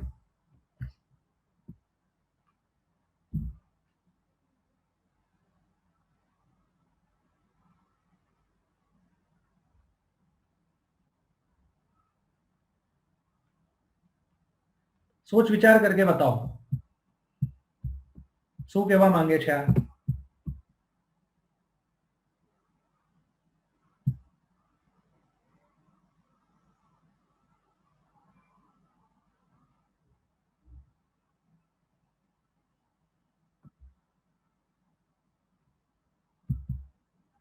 कहाँ गए भाई दिग्गज लोग, कहाँ गए?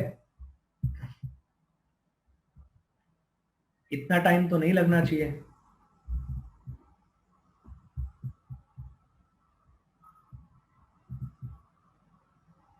बाबुल बता रहा है truth starts with knowing true oneself including falls and crooks.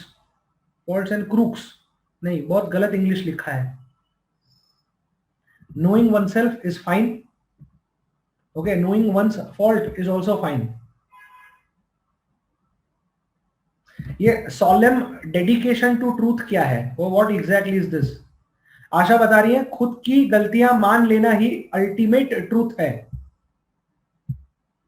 Ultimate truth तो नहीं है, but yes, partly right. Siddharth बोल रहे when it comes to truth better to find one's own fault first. Okay, quite close. Neha बोल रही है truth is being true to yourself. Very good, almost there.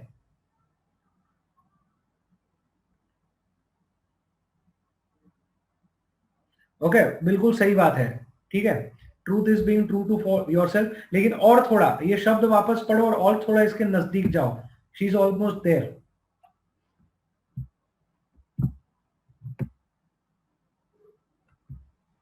Siddharth बोल रहे सोलेम मीन्स टोटली और purely. Yes, solemn मतलब complete dedication to truth, वैसा बोल रहे हैं in this particular context.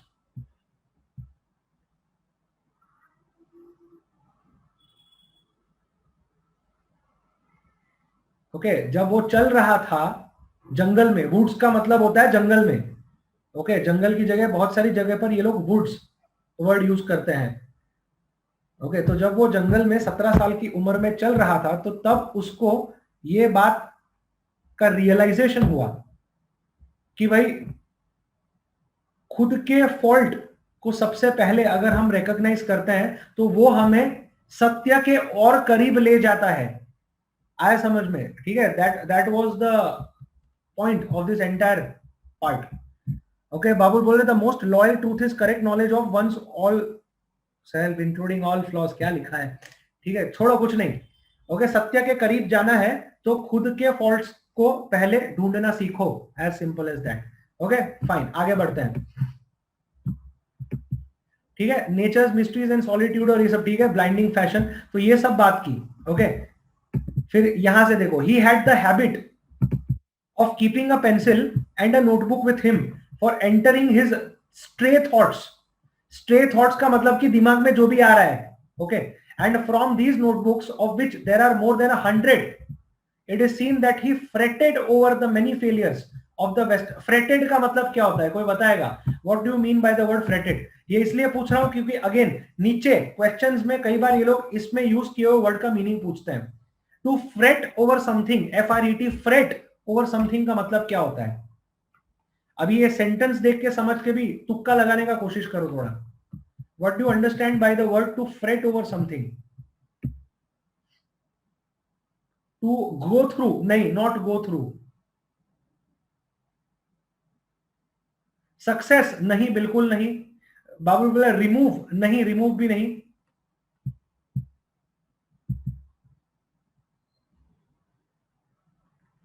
Suffer not exactly.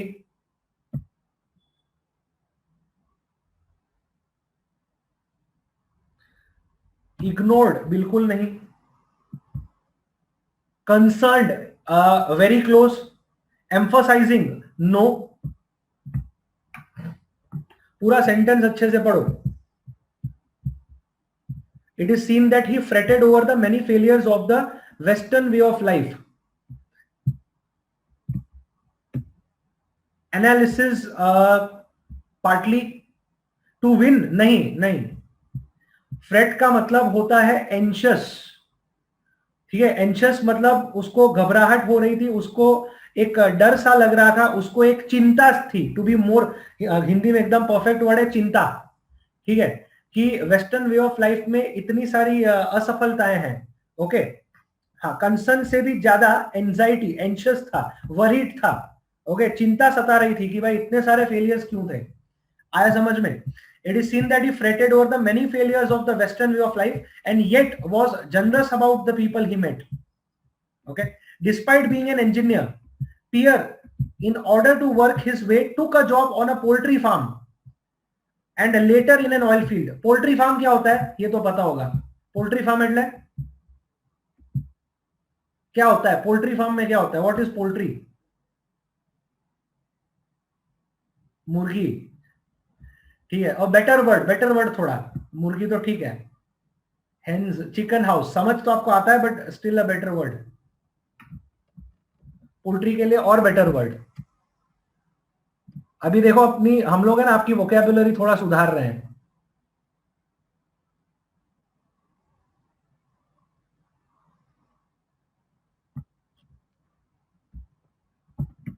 Yes, poultry farm is basically breeding centres for fowls, बोलते हैं हम लोग फाउल्स, ठीक है, उसमें सब आ जाते हैं। फाउल्स के अंदर आपका हेन वेन सब आ जाता है, ठीक है, चिकन हेन जो भी बोलते हो। तो ये ऐसे ध्यान रखो, this is poultry farm, okay. And later in an oil field, while he was in Honolulu, Hawaii, he earned his living by teaching French, but this resulted in his being paid more than he needed for his keep. ये इसका क्या मतलब है? Being paid more than he needed for his keep. हम लोग गुजराती में बोलते हैं ना रूढ़ी प्रयोग, तो ये वही है, इडियम है, being paid for more than he needed for his keep. बाबुल बोल रहे हैं जरूरत से ज्यादा पैसा मिला, नेहा बोल रही है बेसिक नीड से ज्यादा पैसा मिला, fine, okay. Needed for his keep मतलब जितना जरूरी है उससे ज्यादा उसको चुकाया जाता था, ठीक है। He gave all his savings away to charity, तो इतना चीज तो आपको समझ में आ गया, ठीक है। इधर एक वर्ड आया है ऊपर, ये सॉलिट्यूड, क्या मतलब है सॉलिट्यूड का इंग्लिश में? सॉलिट्यूड आप देखो, आप सर्च भी कर सकते हो, ऐसा कोई दिक्कत नहीं है, ठीक है। इसके साथ साथ अगर आप सर्च भी करना चाहो इट इज फाइन।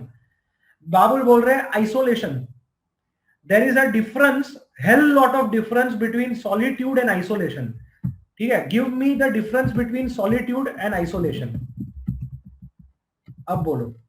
अंजलि बोल रही है एकांत इन हिंदी, वेरी गुड। क्या डिफरेंस क्या है सॉलिट्यूड और आइसोलेशन के बीच में? यस, ठीक है, एकांत होता है solitude, okay, it is something that you enjoy willingly, yes, ठीक है। Isolation is being alone, something that you do not enjoy. आ रहा है समझ में? तो ये याद रखना, yes, solitude is peaceful voluntary, okay. एक सॉलिट्यूड के अंदर यू फील कंप्लीट, आइसोलेशन में you feel left out, empty. आया समझ में? तो ये बहुत छोटी छोटी बारीकियां हैं, इसको ध्यान रखना, ओके, आपको काम लगेगा आगे चल के। आगे बढ़ते हैं। अब हवाई से पियर जापान गया, ठीक है, experiencing an entirely new way of life, European culture, फिर वापस आया, ठीक है। तो वो सारी चीज यहां पर लिखी गई है। क्रूसीफाइड करके एक वर्ड आया है, देखो यहां से, I believe that the teachings of Christ are superior to good business sense, मतलब कि मॉरल्स बिजनेस से ऊपर आता है। Later he wrote 2000 years ago there came a radiant light full of peace and loving kindness and we immediately crucified it. ये क्या मतलब है? क्रूसीफाई का मतलब क्या होता है? what do you understand by the word crucify? Crucify, hang, सूली पे चढ़ा देना, ओके ओके, सूली पे चढ़ा देना। सूली क्या होता है बाबुल? ठीक है, बाकी लोग क्रूसीफाई करना, दफना देना इज नॉट क्रूसीफाई करना, उस नहीं, दफना देना नहीं।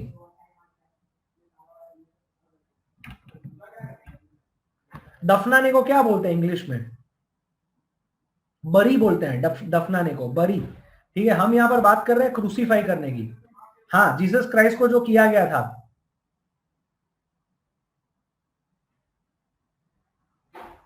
ठीक है, क्रॉस के ऊपर लगा दिया था ना, उसको क्रूसीफाई बोलते हैं।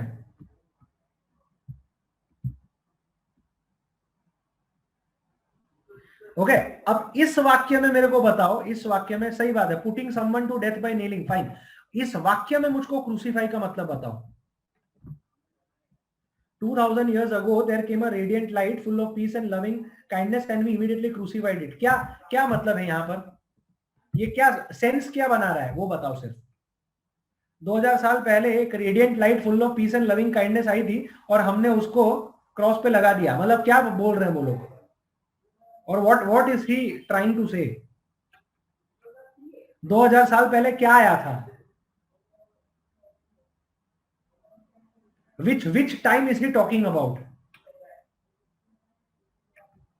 बाकी लोग नए नए लोग, आपको समझ में आ रहा है कि ये मैं क्या बात कर रहा हूं इधर?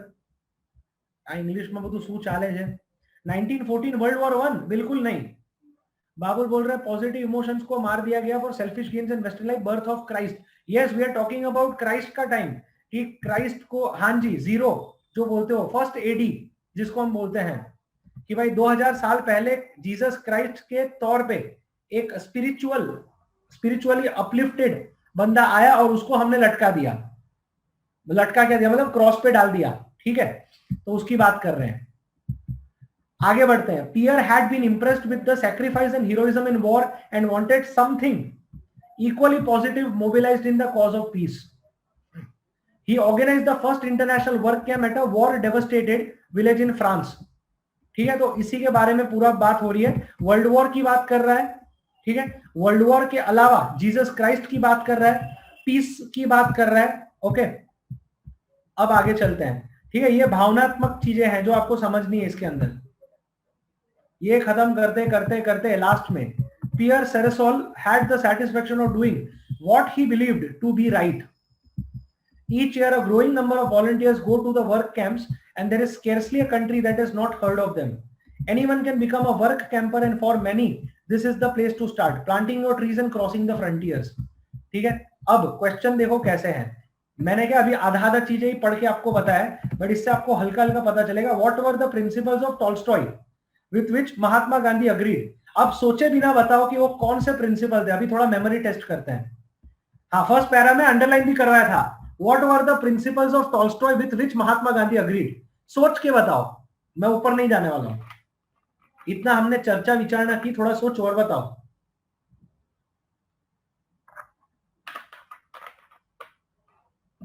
वर्ड्स को अंडरलाइन भी किया था हमने, कीवर्ड को। दो प्रिंसिपल थे, दो प्रिंसिपल। हाँ जी, very good. Okay, earning bread labour and helping less fortunate neighbours. ये दो प्रिंसिपल जो थे टॉल्स्टॉय के, इसके साथ अग्री किया गया था। खत्म, समाप्त। इतना ही आपको लिखना था, 4 लाइन ही लिखनी है। भले 15 मार्क बोला गया है, लिखनी 4 लाइन ही है, ठीक है?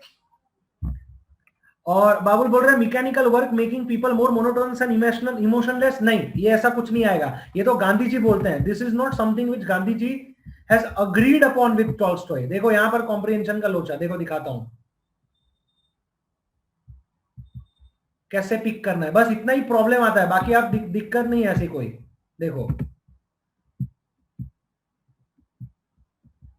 ये वाला पार्ट, इतना यहां तक ही जाना है। Mahatma Gandhi agreed wholeheartedly with both this principles. कौन से प्रिंसिपल्स? तो ये ऊपर दिए हुए हैं। इतना यहां पर स्टॉप हो जाना है, ये 4 लाइन पे। आया समझ में? This is comprehension. ना जरूरत से ज्यादा लिखने का, ना जरूरत से कम लिखने का, ठीक है? ये ध्यान रखना है आपको। अब नेक्स्ट पे आते हैं, थोड़ा नीचे चले गए। How are Thoreau and Ruskin link to Gandhi and Tolstoy in the passage? ठीक है, थोरू और रस्किन दोनों की विचारधारा से गांधी और टॉल्स्टॉय, खास करके गांधी प्रभावित थे, ठीक है? वो वाला पार्ट आपको लिखना है। ये अभी मैं आपको बोलूंगा नहीं, आपको याद करना है, बट हमको पता है कि कहां है। फिर पियर का फिलॉसफी ऑफ लाइफ क्या है? ओके, तो पियर का फिलॉसफी ऑफ लाइफ आपको ऊपर मिलेगा।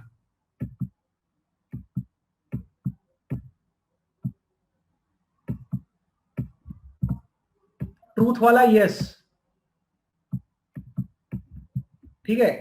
ये उसका फिलॉसफी है, विजन ऑफ ट्रूथ और ये सारी चीजें, ठीक है? ये आपको निचोड़ से लिखना पड़ेगा। कोई सिंगल लाइन के अंदर आपको ये नहीं मिलेगा पूरे पैरा में, ठीक है? देखो यहां पर कहीं पर भी डायरेक्टली आपको नहीं मिलेगा पैरा में। आपको क्या लिखना है कि पियर समझता था कि भाई खुद के फॉल्ट्स को आइडेंटिफाई करना ट्रूथ से आपको नजदीक ले जाएगा। उसके अलावा वो फ्रंटियर्स को स्टूपिड मानता था। आया समझ में? तो ऐसे करके आपको 3-4 लाइनें लिखनी पड़ेगी। तो ये आपको निचोड़ से लिखना है इसके। ओके, तो this is exactly how you will answer the question, ठीक है? What is SCI and how did it come into existence? ये वाला पैराग्राफ हमने पढ़ा नहीं है, बट ये है ऊपर, ये वाला सिविल सर्विस सिविल इंटरनेशनल। ये कैसे एग्जिस्टेंस में है, ये पैराग्राफ में है। ये स्ट्रेट फॉरवर्ड फैक्चुअल क्वेश्चन है। ठीक है, और लास्ट में देखो how is Pierre's work different from the work of those mentioned in the passage. ठीक है, कैसे अलग है, तो पियर ने क्या क्या चीजें की वो आपको लिखनी है, वो लास्ट में आपको मिलेगा। जैसे ये वाला चीज, planting young trees and crossing frontiers वाला वर्क कैंपर्स का जो आइटम है जो उसने बनाया वो आपको मिलना है। ठीक है, ये वॉर डेवस्टेटेड वाला पार्ट यहां पे, दिस पार्ट। ठीक है, इंटरनेशनल वर्क कैंप और ये सारी चीजें उसने आयोजित की थी। ओके, कि भाई रीबिल्ड करना चाहिए ऑनेस्टी के साथ। तो that was something which was different from what other people were doing. Other people क्या कर रहे थे, वो वॉर में हीरोइसिज्म देख रहे थे, but what was this person doing, तो वो देख रहा था कि भाई सैक्रिफाइस, ट्रूथ फाइंडिंग, ऑनेस्टी, ये सारी चीजों को वैल्यू कर रहा था। ठीक है, तो अब जिन जिनको ये कॉम्प्रीहेंशन पैसेज कैसे पढ़ना है, कैसे वर्ड्स को पिक करना है और कैसे आंसर करना है, ये अगर 25-30% भी समझ आया हो तो यस लिखो। ठीक है, बाकी आपकी प्रैक्टिस पे डिपेंड करेगा। अगर कुछ इसमें ऐड करना है पूछ सकते हो, कोई डाउट हो तो पूछ सकते हो। ठीक है, ऐसे आप लोगों को अब आ रहा है, कॉम्प्रीहेंशन में ज्यादा प्रॉब्लम होती नहीं है, but still you need to be pinpoint accurate. ठीक है, इसके बाद आएगा प्रेसी। प्रेसी जो है ना, मैं कल करवाऊंगा, जब मैं गुजरात का जीपीएससी का पार्ट करवाऊंगा ना, तब आपको ये प्रेसी वाला पता होगा कि भाई 1/3 में कैसे तोड़ते हैं किसी पैराग्राफ को।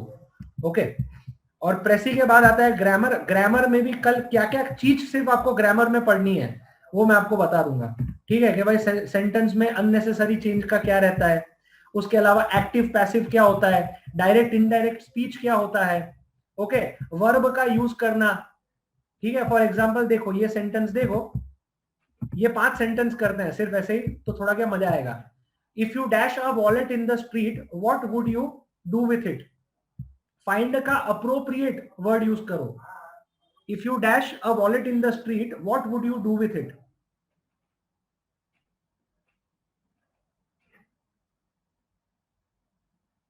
ठीक है, बहुत सारे लोग फाइंड बोल रहे हैं, बहुत सारे लोग फाउंड बोल रहे हैं। ठीक है, found is the correct answer. Okay, तो अब ये कैसे करोगे।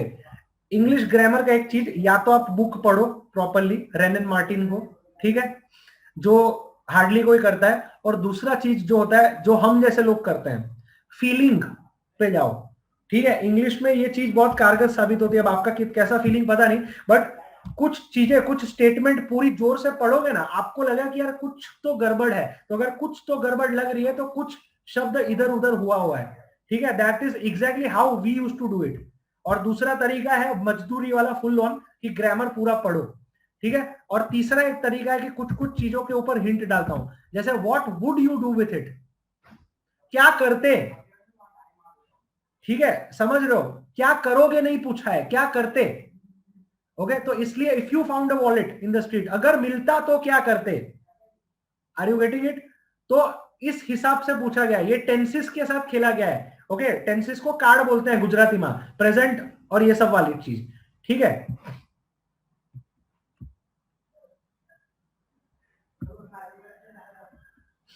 ओके, फिर नेक्स्ट पे चलते हैं। We are late, the film dash by the time we get to the cinema.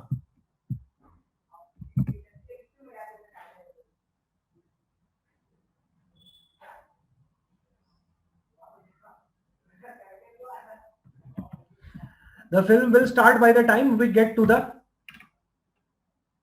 cinema. The film will be, Siddharth बताया, the film will be started.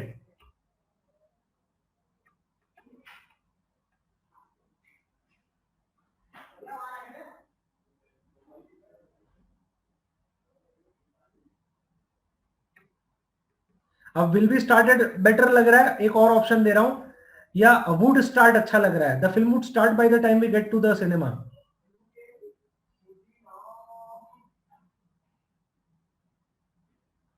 Will be started. ठीक है, ठीक है, चलो फिर next. What was wrong with you, why dash to the hospital.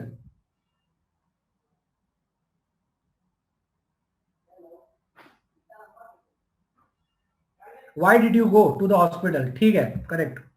Okay, what was wrong with you, why did you go to the hospital. Okay, और ये एक चीज ध्यान रखना, ये बहुत सारे लोग लफड़ा कर देते हैं इधर, डिड के साथ हमेशा हमेशा प्रेजेंट टेंस ही आता है, ठीक है। मतलब डिड के साथ जैसे हम लगता है ना, डिड गो, ठीक है, डिड वेंट या उस हिसाब से नहीं आएगा, यस सिंपल ही आता है हमेशा, ठीक है। डिड हो या डिडेंट हो, जैसे हम बोलते हैं डिड स्टार्ट, डिड स्टार्टेड नहीं आएगा कभी भी, समझ आया। तो ये कुछ चीजें आपको ऑब्जर्व करके रखनी है, बाकी चीज आपको फीलिंग से हो जाएगी, ठीक है। ये देखो, आई am thinking dash a house, ये बहुत सिंपल है। ध्रुव बोल रहे हैं आई am thinking two by, Palak of buying बोल रहे हैं, ठीक है, दोनों करेक्ट है यहां पर। I am thinking to buy a house, I am thinking of buying a house, वो भी चलेगा, ठीक है, both of them are fine. और ये चीज है ना अपने, अब देखो, अब इसमें ना मैं तुमको फाइनल आंसर तो बता नहीं सकता क्योंकि की आती नहीं है इसकी, ठीक है, बट मल्टीपल आंसर्स हो सकते हैं, ऐसा कोई दिक्कत नहीं है, क्योंकि ये सेंटेंस में बहुत सारी चीजें मिसिंग है, ठीक है। फिर लास्ट वाला देखो, she took a bottle from the bag, she dash all the way from home,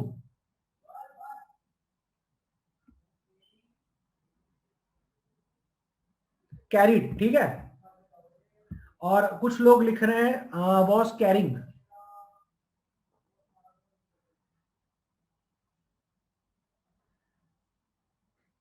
ठीक है, वॉज कैरिंग ज्यादा सुटेबल लग रहा है, कैरिड भी चलेगा but was carrying is more suitable.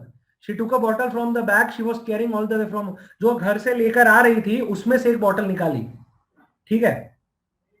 तो was carrying is more suitable as compare to carried. English में हमेशा याद रखना, कई जगह पर मोर देन वन आंसर भी होते हैं, ओके। आप लोगों को पता नहीं ग्रामर में करवाते थे कि नहीं, हमको है ना जब आंसर की देते थे ना, तो वो स्लैश मार के देते कि ये और ये दोनों होगा ना, तो दोनों में राइट आ जाएगा, ठीक है। ये इंग्लिश का ये एक क्या बोलते हैं डिसएडवांटेज है कि मोर देन वन आंसर्स भी हो सकते हैं, ऐसा है, ठीक है। तो ये कुछ चीजें हैं। अब ये देख लो एक बार, ये सिनोनिम एंटोनिम भी एक चीज होती है, समानार्थी और विरुद्धार्थी शब्द। सिनोनिम मतलब समानार्थी, मतलब सेम मीनिंग वाला, और एंटोनिम का मतलब होता है अलग मीनिंग वाला, मतलब ऑपोजिट होना चाहिए। बोरिंग का एंटोनिम बताओ। एक्साइटिंग, देखो इसके भी मोर देन वन आंसर हो सकते हैं, इंटरेस्टिंग, एक्साइटिंग, ठीक है, ओके, बहुत बढ़िया। Except, reject, okay fine. Exit, refuse से ज्यादा reject is a better option. Exit, enter या एंट्री, ठीक है fine. Misanthropic, misanthropic, और इसका मतलब भी बताओ मेरे को, what is misanthropic. Antonym तो आ जाएगा कि हाउ टू अटेम्प्ट करके, एंथ्रोपिक, ठीक है, वो तो जहां पर मिस होगा ना तो उधर से निकाल देने का, that is common sense here, okay. But what is misanthropic, not according to order, नहीं, नॉन ह्यूमन, नहीं, someone who does not like humans, ठीक है, उस एंगल में, ठीक है, चलेगा, नॉन ह्यूमन इन ह्यूमन भी चलेगा, इट इज फाइन। और लास्ट में डिसेंट, डिसेंट का एंटोनिम, ठीक है, ऐसे ही बोल रहे हो ना कि सर्च मार मार के बोल रहे हो।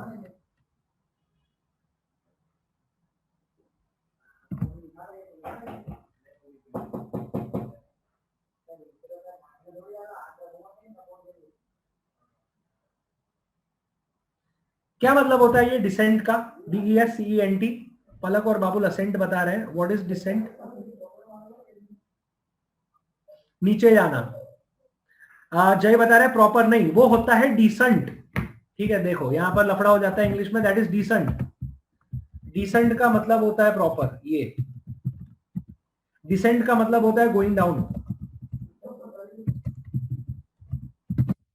ठीक है। तो उसका आएगा असेंट, और असेंट का सारे ने स्पेलिंग गलत लिखा, this is the correct spelling. इसका मतलब होता है, ये वाले असेंट का मतलब होता है साइन या ऑथोराइज, ठीक है, टू गिव असेंट, वो जो कौन करता है, अपना प्रेसिडेंट करता है बिल के ऊपर, ठीक है, तो दैट इज दिस असेंट।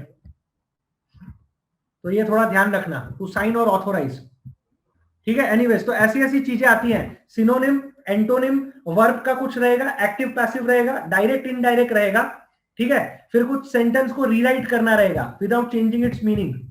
तो जैसे ये देखो,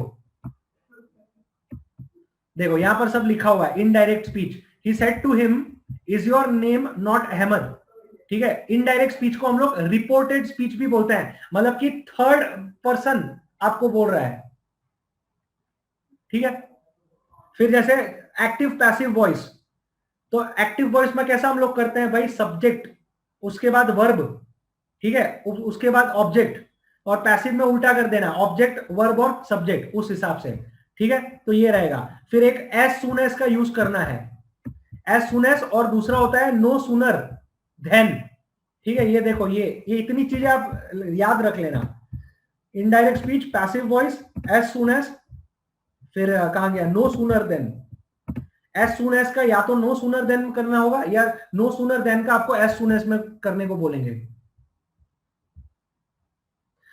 एक बार करके दिखाओ, थोड़ा ट्राई मारो। No sooner did he enter the house than he took off his coat, इसका एज सुन एज से स्टार्ट करो। जनरली है ना, एज सुन एज से स्टार्ट ही कर रहे हैं, ये लोग बोल रहे हैं यूज करो, बट आपको स्टार्ट करना है एज सुन एज से। क्या करोगे? As soon as he entered the house, comma रह गया, comma, he took off the coat, he took off his coat, ठीक है, वर्ड नहीं खा जाना है, he took off his coat,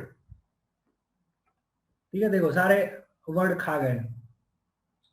as soon as he entered the house, comma, he took off his coat. Okay, typing में हो जाता है, नहीं चलेगा ना भाई, टाइपिंग में उधर भी टाइपिंग में ही हो जाता है। ओके, एक चीज याद रखना है भाई, एज सुन एज जब आए ना तो उसमें कॉमा आता है, लेकिन नो सूनर देन के अंदर कॉमा नहीं होगा, ठीक है। और दूसरी चीज इसमें ध्यान रखनी है, जो आपका वर्ब है ना, जैसे एंटर हो गया तो डिड एंटर हो जाएगा, यहां पर एंटर्ड है, एंटर्ड का डिड एंटर के हिसाब से आएगा। आया समझ में? तो इस हिसाब से थोड़ी चीजें आपको ध्यान रखनी है। ग्रामर में कभी कोई प्रॉब्लम है तो पूछना, ठीक है, बट ग्रामर आपको खुद ही करना पड़ेगा, क्योंकि इतना सब ग्रामर का टाइम नहीं है अपने पास। फिर एक और चीज होता है, नीदर नॉर का यूज करो। ये बहुत बेसिक बेसिक चीजें हैं।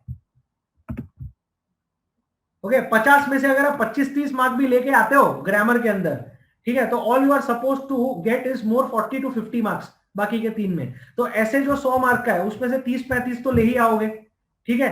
कॉम्प्रीहेंशन जो लिख रहे हो तो उसमें से कम 25-30 उसमें से आ जाएंगे, तो 100 मार्क तो ऐसे ही चलते फिरते आ सकते हैं आपके। आया समझ में? तो that is how we target this paper. Sohan की बात कर रहे हैं, हानि बोल रहे हैं Sohan neither smoke not drink, नहीं गलत। Sohan doesn't smoke and he doesn't drink, neither not use करना है।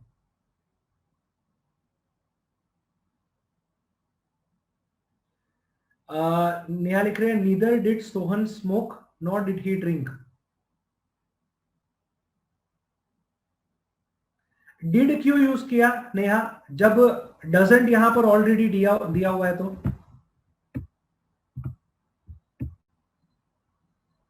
जब डजंट दिया हुआ है तो डज आना चाहिए ना, डिड क्यों यूज करना है? आ रहा है कुछ समझ में? क्या कॉमन मिस्टेक्स होती हैं? हाँ, okay, Sohan, Sohan neither smokes nor drinks, ठीक है, दैट इज ऑल्सो फाइन। और अगर और बेटर थोड़ा प्रॉब्लम प्रॉपर चाहिए ना, तो यहां से स्टार्ट कर सकते हो, neither does Sohan smoke nor does he drink, ठीक है, दिस इज टेक्निकली परफेक्ट, ठीक है। Sohan neither smokes nor drinks is fine, but उससे भी बेटर अगर और अप्रोप्रिएट जैसे और मार्क्स चाहिए तो neither does Sohan smoke nor does he drink. आया समझ में? तो ये चीज ध्यान रखना है। फिर एक और आइटम आती है जिसको हम लोग बोलते हैं सिंपल कंपाउंड कॉम्प्लेक्स सेंटेंस। अभी तक क्या क्या आया? Active passive, direct indirect, as soon as, no sooner did, neither nor. अब ये नया आइटम आया है, सिंपल कंपाउंड और कॉम्प्लेक्स सेंटेंस। ये सबसे टेढ़ा चीज है, ये आपको अगर नहीं आता है तो इसको जाने देना, ठीक है, इसमें पढ़ना मत। हमारा पूरा 10वीं कक्षा निकल गई इसको ठीक करते करते, सिंपल कंपाउंड कॉम्प्लेक्स में, ठीक है, रेन एंड मार्टिन के हिसाब से। जैसे ये देखो भाई, वी मस्ट ईट और वी कैन नॉट लिव, ओप्पो ने कर दिया short simple, we must eat to live. ठीक है, बहुत बढ़िया, हो गया सिंपल। ओके, बट इतना इधर क्या दिमाग लगाना पड़ेगा, तो अगर बाबुल ने भी कर दिया तो इधर इट इज फाइन। ठीक है, ये अगर आपको नहीं समझ में आता है, ये गुजराती वाले में भी आएगा। ओके, संकुल वाक्य और वैसा सब बोलते हैं, तो आपको अगर नहीं आ गया तो it is fine, certain things you can miss out on. Okay, क्योंकि इसमें टाइम वेस्ट करोगे 2-5 मार्क के लिए। ओके, ऐसा। फिर देखो क्वेश्चन टैग, क्वेश्चन टैग मतलब क्वेश्चन पूछना होता है। Your sister helped you to do the assignment. ठीक है, डिडंट शी, यस, ठीक है, डिडंट शी। जैसे इसको अगर प्रॉपरली हम लोग देखें ना तो ऐसे लिखते हैं, your sister did help you to do the assignment. ठीक है, हेल्प की जगह डिड हेल्प भी वर्ड यूज कर सकते हो। ठीक है, तो इसलिए हम लोग डालते हैं क्वेश्चन टैग में डिडंट शी। ओके, तो ये क्वेश्चन टैग वगैरह में कुछ कुछ चीजों का बहुत सिंपल आता है। डज नहीं आएगा जय, हेल्प है ना। अगर हेल्प हेल्प की जगह हेल्प्स आता है, your sister helps you to do the assignment, ऐसा। ठीक है, तो डजंट शी आएगा। आया समझ में? सिस्टर हेल्प्स तो डज, सिस्टर हेल्प तो डिड। ओके, डिड पास्ट के साथ आता है। डिड शी नॉट आ सकता है या रॉन्ग हो जाएगा? नहीं, रॉन्ग हो जाएगा, डिडंट शी राइट है, डिड शी नॉट नहीं आएगा, प्लेसमेंट गलत है। ठीक है, डिडंट शी हो जाएगा। एक एक सेंटेंस दे रहा हूं, I am a good man, इसमें अगर क्वेश्चन टैग लगाना है तो क्या लगाओगे? I am a good man. देखो वर्ब, वर्ब जो है ना, जैसे एम, इसमें हेल्प, वर्ब का ऑपोजिट करना है। ठीक है, यस, आरंट आई आएगा, बिल्कुल बढ़िया। ठीक है, चलो बढ़िया है। ओके, एम एंड आई जैसा कोई वर्ड नहीं है, ये याद रखना, ऐसा कुछ आता नहीं है। एंट आई कोलोक्वियल टर्म्स में हम लोग यूज करते हैं। कोलोक्वियल मतलब नॉर्मली जब हम कम्युनिकेट करते हैं ना, तो वहां पर हम एंट करके जो वर्ड है उसको यूज करते हैं, इसको हम लोग कोलोक्वियल बोलते हैं। कोलोक्वियल मतलब नॉर्मल चीजों की जगह में। ओके, और आरंट आई परफेक्ट है एम के लिए। ठीक है, इंग्लिश लैंग्वेज में आरंट आई यूज करते हैं, ये ध्यान रखना। कुछ कुछ ऐसे एक्सेप्शंस भी हैं। ओके, प्रिया बोल रही है your sister help you to complete your work. नहीं, योर सिस्टर हेल्प्स यू आएगा। सिस्टर, हाँ एक और चीज, सिस्टर क्योंकि सिंगुलर है तो एस लगेगा उसके बाद वाले वर्ब में, योर सिस्टर हेल्प्स आएगा, दे हेल्प आएगा। समझ आ रहा है? बहुत सारे लोग तो हेल्प, एक बंदा तो हेल्प्स, इस हिसाब से। ठीक है, your sister helps you to complete your work, doesn't she. ठीक है, डिडंट नहीं आएगा, डजंट शी। क्यों? क्योंकि योर सिस्टर डज हेल्प, अगर हेल्प्स नहीं लिखना है तो your sister does help you to complete your work. आया कुछ समझ में? कहीं पढ़े से टप्पो? ओके, कब डज यूज करते हैं, कब डिड यूज करते हैं। ठीक है, कब प्रेजेंट टेंस यूज करते हैं, कब पास्ट टेंस यूज करते हैं। कब एक बंदा हो तो पीछे वर्ब में एस लगाना है लास्ट में, कब बहुत सारे लोग हो तो एस नहीं लगाना है। ठीक है, ये कॉमन मिस्टेक है जो आप ग्रामर के अंदर भी करते हो। ओके, ये इन चीजों के ऊपर ही ध्यान रखना है जब आप ग्रामर को करोगे तब। आ रहा है कुछ कुछ समझ में? आज ग्रामर एक दिन में तो हो नहीं पाएगा, but these are the important topics जिसके ऊपर थोड़ा फोकस करना है।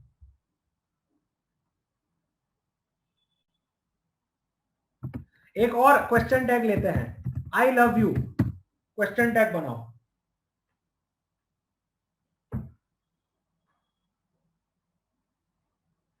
वर्ब गायब है, वर्ब लगाना पड़ेगा फिर बनाना पड़ेगा।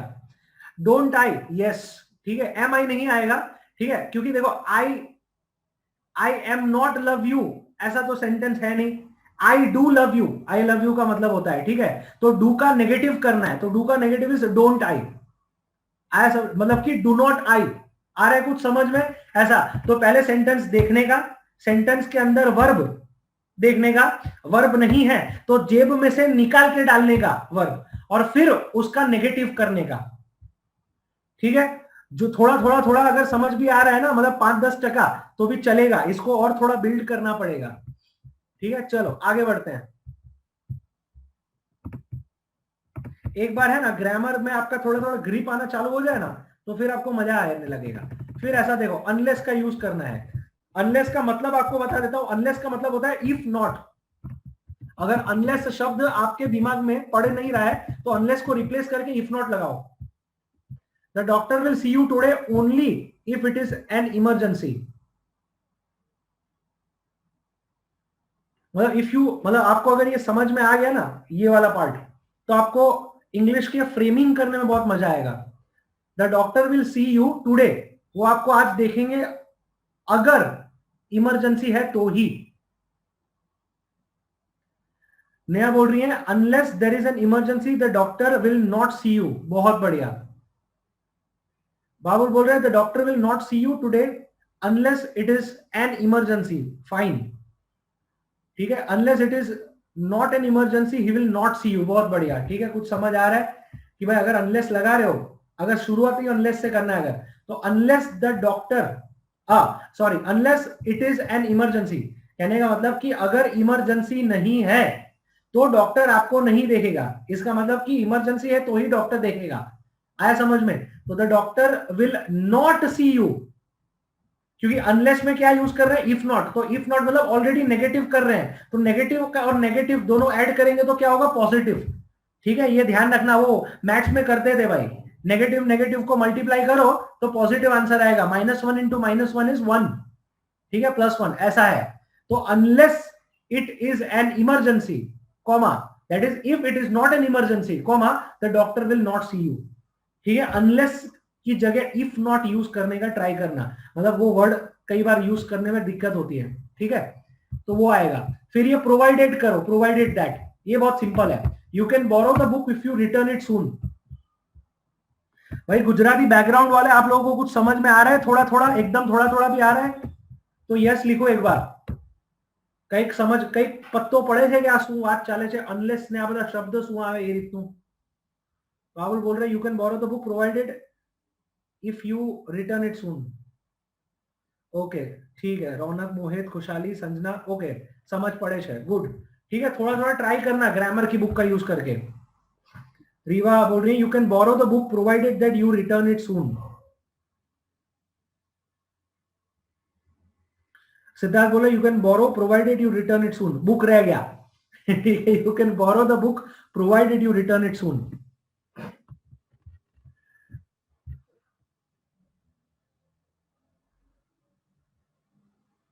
आ रहा है कुछ समझ में? ऐसा सिंपल सिंपल है। और इसके लिए ना पूरा रेनन मार्टिन मेरा पर्सनल सुझाव है, मत करना।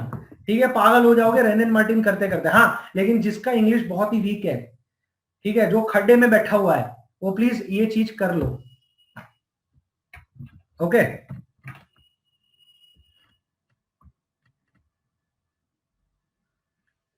ओके, चलिए, बढ़िया है। Provided that if you return it soon you can borrow the book.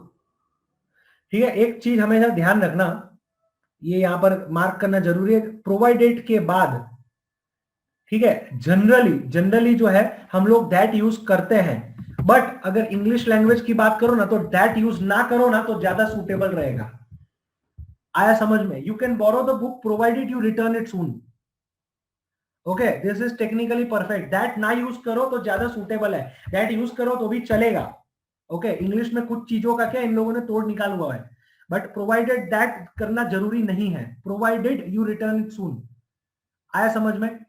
फिर देखो टू का यूज करना है, TOO2। ओके, ये TOO2 और TO2 में क्या डिफरेंस होता है? What is the difference between TOO and TO? It is too complicated to explain the situation. इसमें लिख रहे हैं I can't explain the situation, full stop, it is too complicated. TOO2 का यूज करना है और TO2 का भी उसमें यूज करना है। टू में इंक्लूसिव होता है, ओके, डबल ओ वाले में, और TO2 कनेक्टिव है। ठीक है, okay, it is too complicated to explain the situation. Okay, सबके वही जाए, it is too complicated for me to explain the situation. For me डाल भी सकते हो, नहीं डालो तो भी इट इज फाइन। जैसे इंग्लिश के अंदर ब्रैकेट में हम लोग फॉर मी डालते थे, ठीक है, तो नहीं डालोगे तो भी चलेगा। हनी बोल रहे हैं it is too complicated to explain the situation. ठीक है, नेहा बोल रही है the situation is too complicated to be explain, वो भी चलेगा। ठीक है, वो भी चलेगा। The situation is too complicated to be explain, यार बी एक्सप्लेन करने से better it the situation too complicated to explain. ठीक है, चलेगा, बहुत सारी अलग अलग मैटर चलेगी। मोहिनी बोल रही है the situation is too complicated to explain for me, चलेगा, दैट इज ऑल्सो फाइन। ठीक है, चलो, और लास्ट में आ गया वापस complex sentence. He owed his success to his father, change into complex sentence. ये अगर आपको नहीं समझ में आ रहा है, it is fine. Simple, compound, complex, you can skip, it is fine. चलो,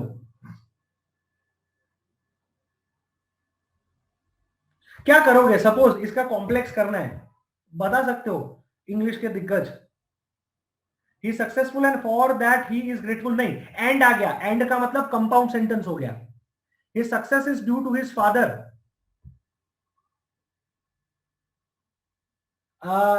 ओके, और बेटर सेंटेंस बता रहा हूं, it is to his father that he owed his success.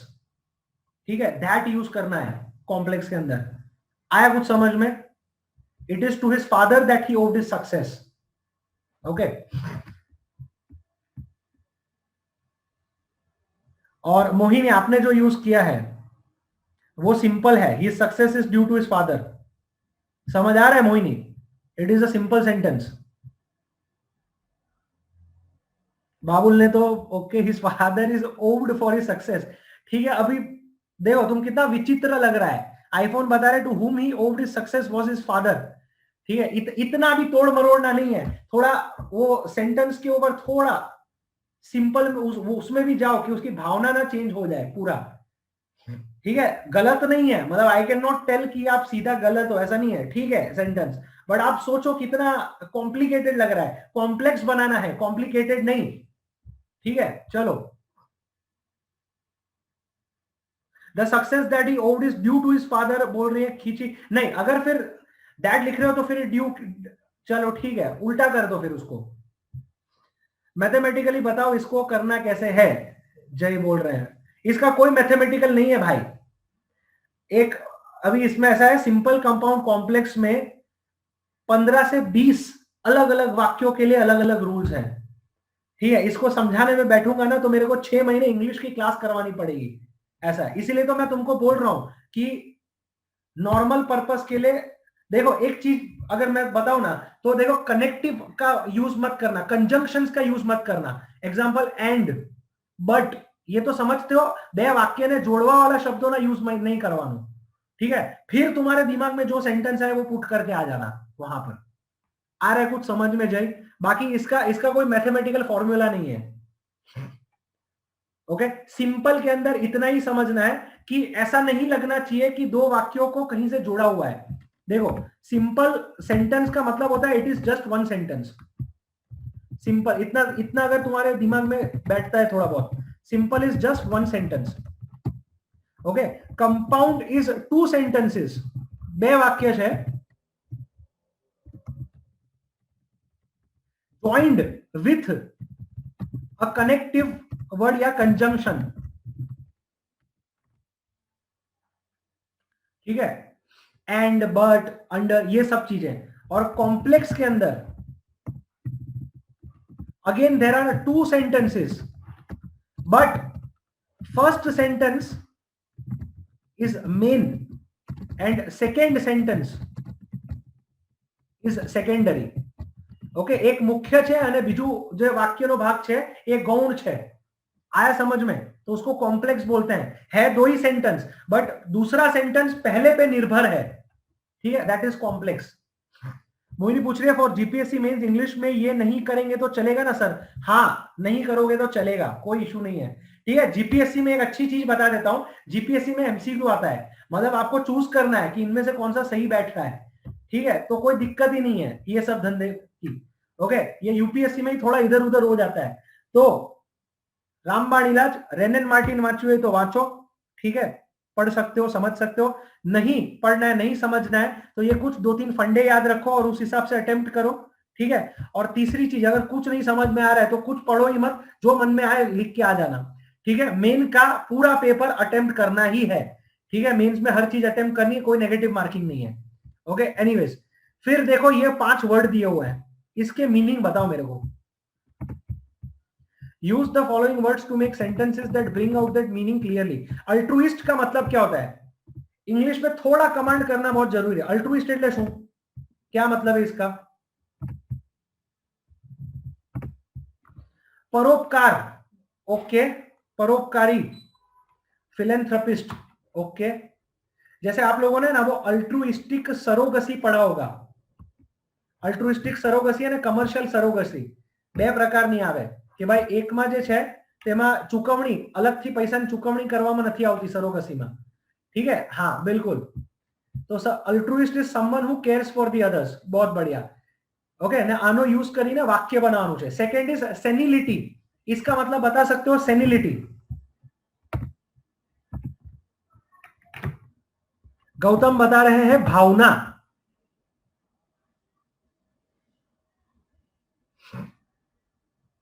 अब सेनिलिटी के लिए आपको पता होना चाहिए सेनाइल का मतलब क्या होता है। सेनाइल,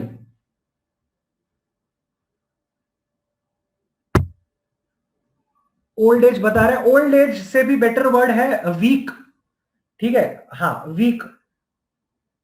ओके, सेनाइल का मतलब हो रहा है जनरली जब बूढ़ा हो जाता है तो वीक हो जाता है, बट मोटा मोटा अगर बात करें तो सेनिलिटी इज वीकनेस, ठीक है, not effective is fine but more about weakness, ठीक है। જ્યારે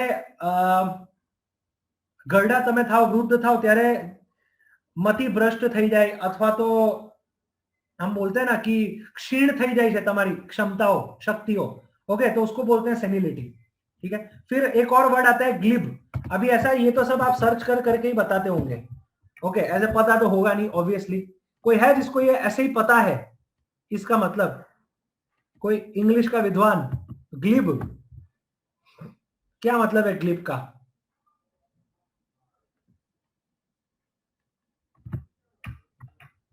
क्लेवर बता रहे बाबुल, नहीं, not quick witted.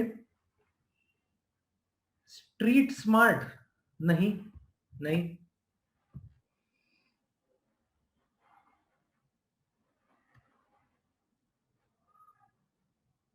Unstable, Rewa बता रही है fluent speaker, quick on his thoughts,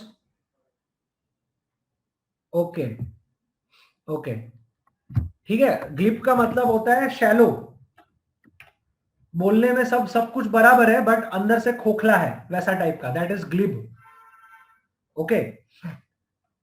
good in speaking, fluency है, बोलने में अच्छा है बट प्रॉपर मतलब क्या बोलते हैं, खोखला है, इनसिंसियर है, ऐसा। फिर ऑस्टेंसिबल और टॉर्चुअस, ठीक है, ये सब आप देखना एक बार टाइम मिले तो पुराने पेपर में डाल देता हूं आज, तो आप थोड़ा इसको भी ट्राई करिए, ओके। अब ये देखो, there are millions of stars in dash, बेमाથી કોઈ પણ એક વર્ડ, ये तो इसका तो डायरेक्ट मार्क लेना है, फटाफट फटाफट लिखो, there are millions of stars in, આમાંથી એક એપ્રોપ્રિએટ વર્ડ યુઝ કરવાનો છે।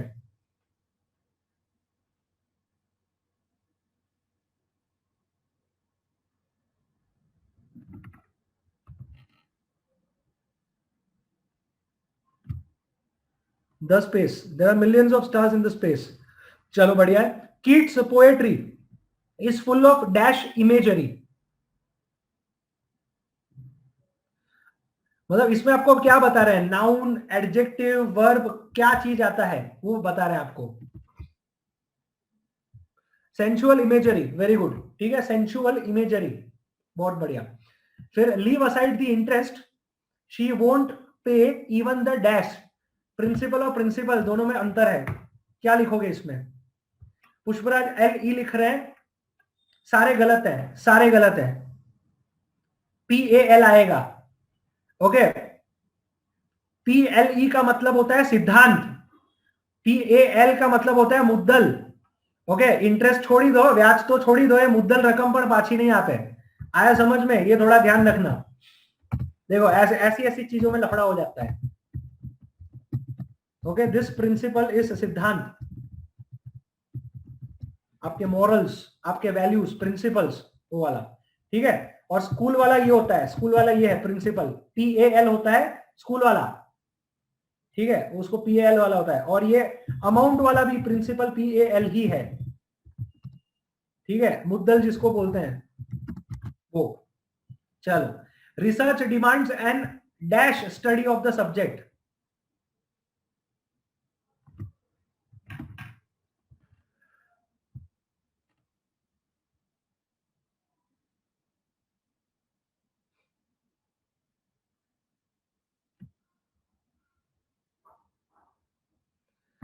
सारे लोग इंटेंस बोल रहे हैं। ओके, करेक्ट वर्ड होगा intensive study of the subject. Okay, intense बहुत अलग होता है, इंटेंस मतलब बहुत गंभीर। ठीक है, इंटेंसिव का मतलब होता है lot of work to be done, intensive study of the subject. ठीक है, होता है ऐसे मार्क जाते हैं। फिर this is not an dash list at all. Jay बोल रहे इंटेंस जुड़ नहीं रहा है बोलने में। हाँ सही बात है, वही तो मैं बोल रहा हूं, तो अब वो फीलिंग आएगी तो आएगी, ऐसा है। ठीक है, थोड़ा उस हिसाब से भी इंटेंस स्टडी गंभीर नहीं करना है। इंटेंसिव का मतलब कि complete A to Z comprehensive study करना है, ऐसा। This is not N exhaustive list at all but shows the kind of range that is available. बहुत बढ़िया। एग्जॉस्टिंग का मतलब होता है थका देने वाला। एग्जॉस्टिव का मतलब होता है समावेशी, सब कुछ उसमें आ जाता है। ठीक है, यस, एग्जॉस्टिव आएगा। ओके, बहुत बढ़िया। और लास्ट में ये देखो कुछ इडियम्स देखो, इडियम्स मतलब रूढ़ी प्रयोग।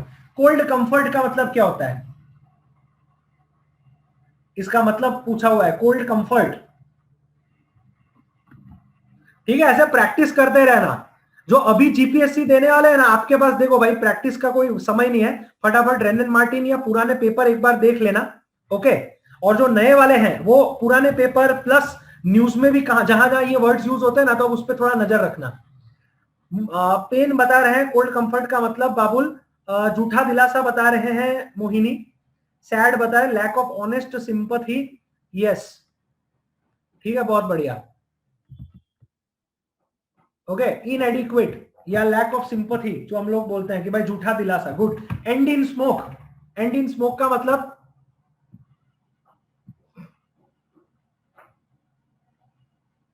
एंड इन स्मोक थोड़ा वर्ड को तोड़ के भी समझने का करने का। ठीक है, एंड इन स्मोक मतलब हवा हो जाना टाइप का कुछ फीलिंग आ रहा है। ठीक है, यस। फेलियर, पॉजिटिव रिजल्ट्स नहीं आना। ठीक है, यस। एंड इन स्मोक हवा हो गया मतलब इतना मेहनत किया कुछ नहीं हुआ। ठीक है, यूपीएससी दबा के किया, it ended up in smoke. ठीक है, ऐसा फ्रेज में आप बना सकते हो सेंटेंस।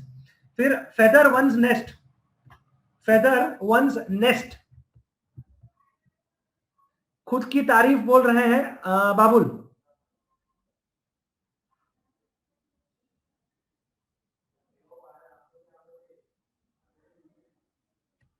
ठीक है, सेल्फ की तारीफ, तारीफ भी इज ओके, बट तारीफ से भी बेटर वर्ड होता है कि भाई सेल्फिश मोटिव्स के लिए काम करना, उसको बोलते हैं फेदर वंस नेस्ट।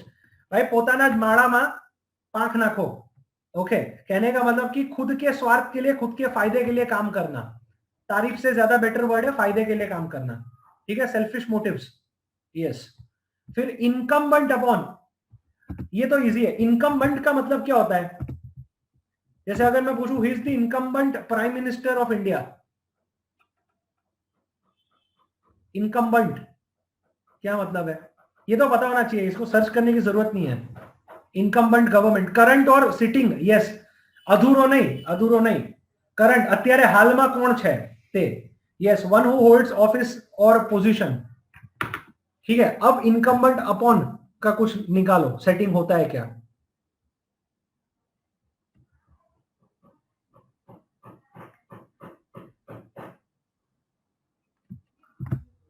ठीक है, इनकम्बेंट मतलब जो अभी है विराजमान। ठीक है, इनकम्बेंट अपॉन का मतलब होता है कि जो अभी है उसके ऊपर आ पड़ी है duty. Okay, it is incumbent upon the prime minister to have a public outreach और a political outreach in the state of Jammu and Kashmir. Okay, जिम्मेदारी आ पड़ना उसको बोलते हैं इनकम्बेंट अपॉन। आया समझ में। यस, आईफोन बराबर है, यस, नेसेसरी ड्यूटी। और लास्ट में laugh in one's sleeve. Sleeve का मतलब तो आपको पता है, आस्तीन, उसको स्लीव बोलते हैं, वो बोलते हैं ना आस्तीन का सांप, वो वाला। तो आस्तीन का मतलब होता है sleeve, laugh in one's sleeve.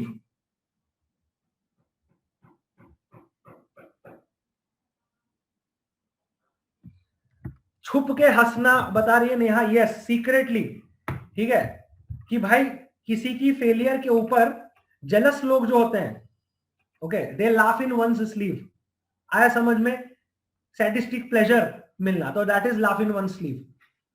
हाँ जी, सीक्रेटली खुश होना कि भाई तुम्हारा नहीं हुआ तो पड़ोसी खुश हो गए, ठीक है, ऐसा, ओके। तो that is about the entire paper. तो पूरे पेपर का यूपीएससी के सार क्या है? पहली चीज, टाइम बहुत है। दूसरी चीज, 4 ही क्वेश्चंस हैं। तीसरी चीज, ऐसे जो है उसके अंदर कंटेंट वगैरह बढ़िया से डालना है। फोर्थ, कि आपको प्रेसी राइटिंग के अंदर एग्जैक्ट वर्डिंग्स में लिखना पड़ेगा। फिफ्थ, कि कॉम्प्रीहेंशन के ऊपर आपको काम करना है। लास्ट, वोकैब्युलरी और ग्रामर के ऊपर थोड़ा और ऑब्जर्वेंट होने की जरूरत है, ठीक है। बुक पढ़िए, न्यूज़पेपर पढ़िए, नहीं होता तो जो दिल से ऐसा फीलिंग आता है ना, उस हिसाब से सॉल्व करने का कोशिश करिए, ठीक है। तो I put these papers, 3 paper रख दूंगा। कल जो है वो जीपीएससी का जो पूरा पेपर है, कि भाई फॉर्मेट बताऊंगा, which is the most important part, कि जहां पर मार्क्स स्कोर करने हैं आपको, ओके। लेटर कैसे लिखते हैं, ऐसे कैसे लिखते हैं, आप क्या रिपोर्ट, अहवाल कैसे लिखते हैं, ठीक है, ये सारी चीजें देखेंगे। समय रहा तो ग्रामर देखेंगे, आया समझ में। तो that is all from my side. किसी को कुछ पूछना है, बोलना है तो बोल सकते हैं।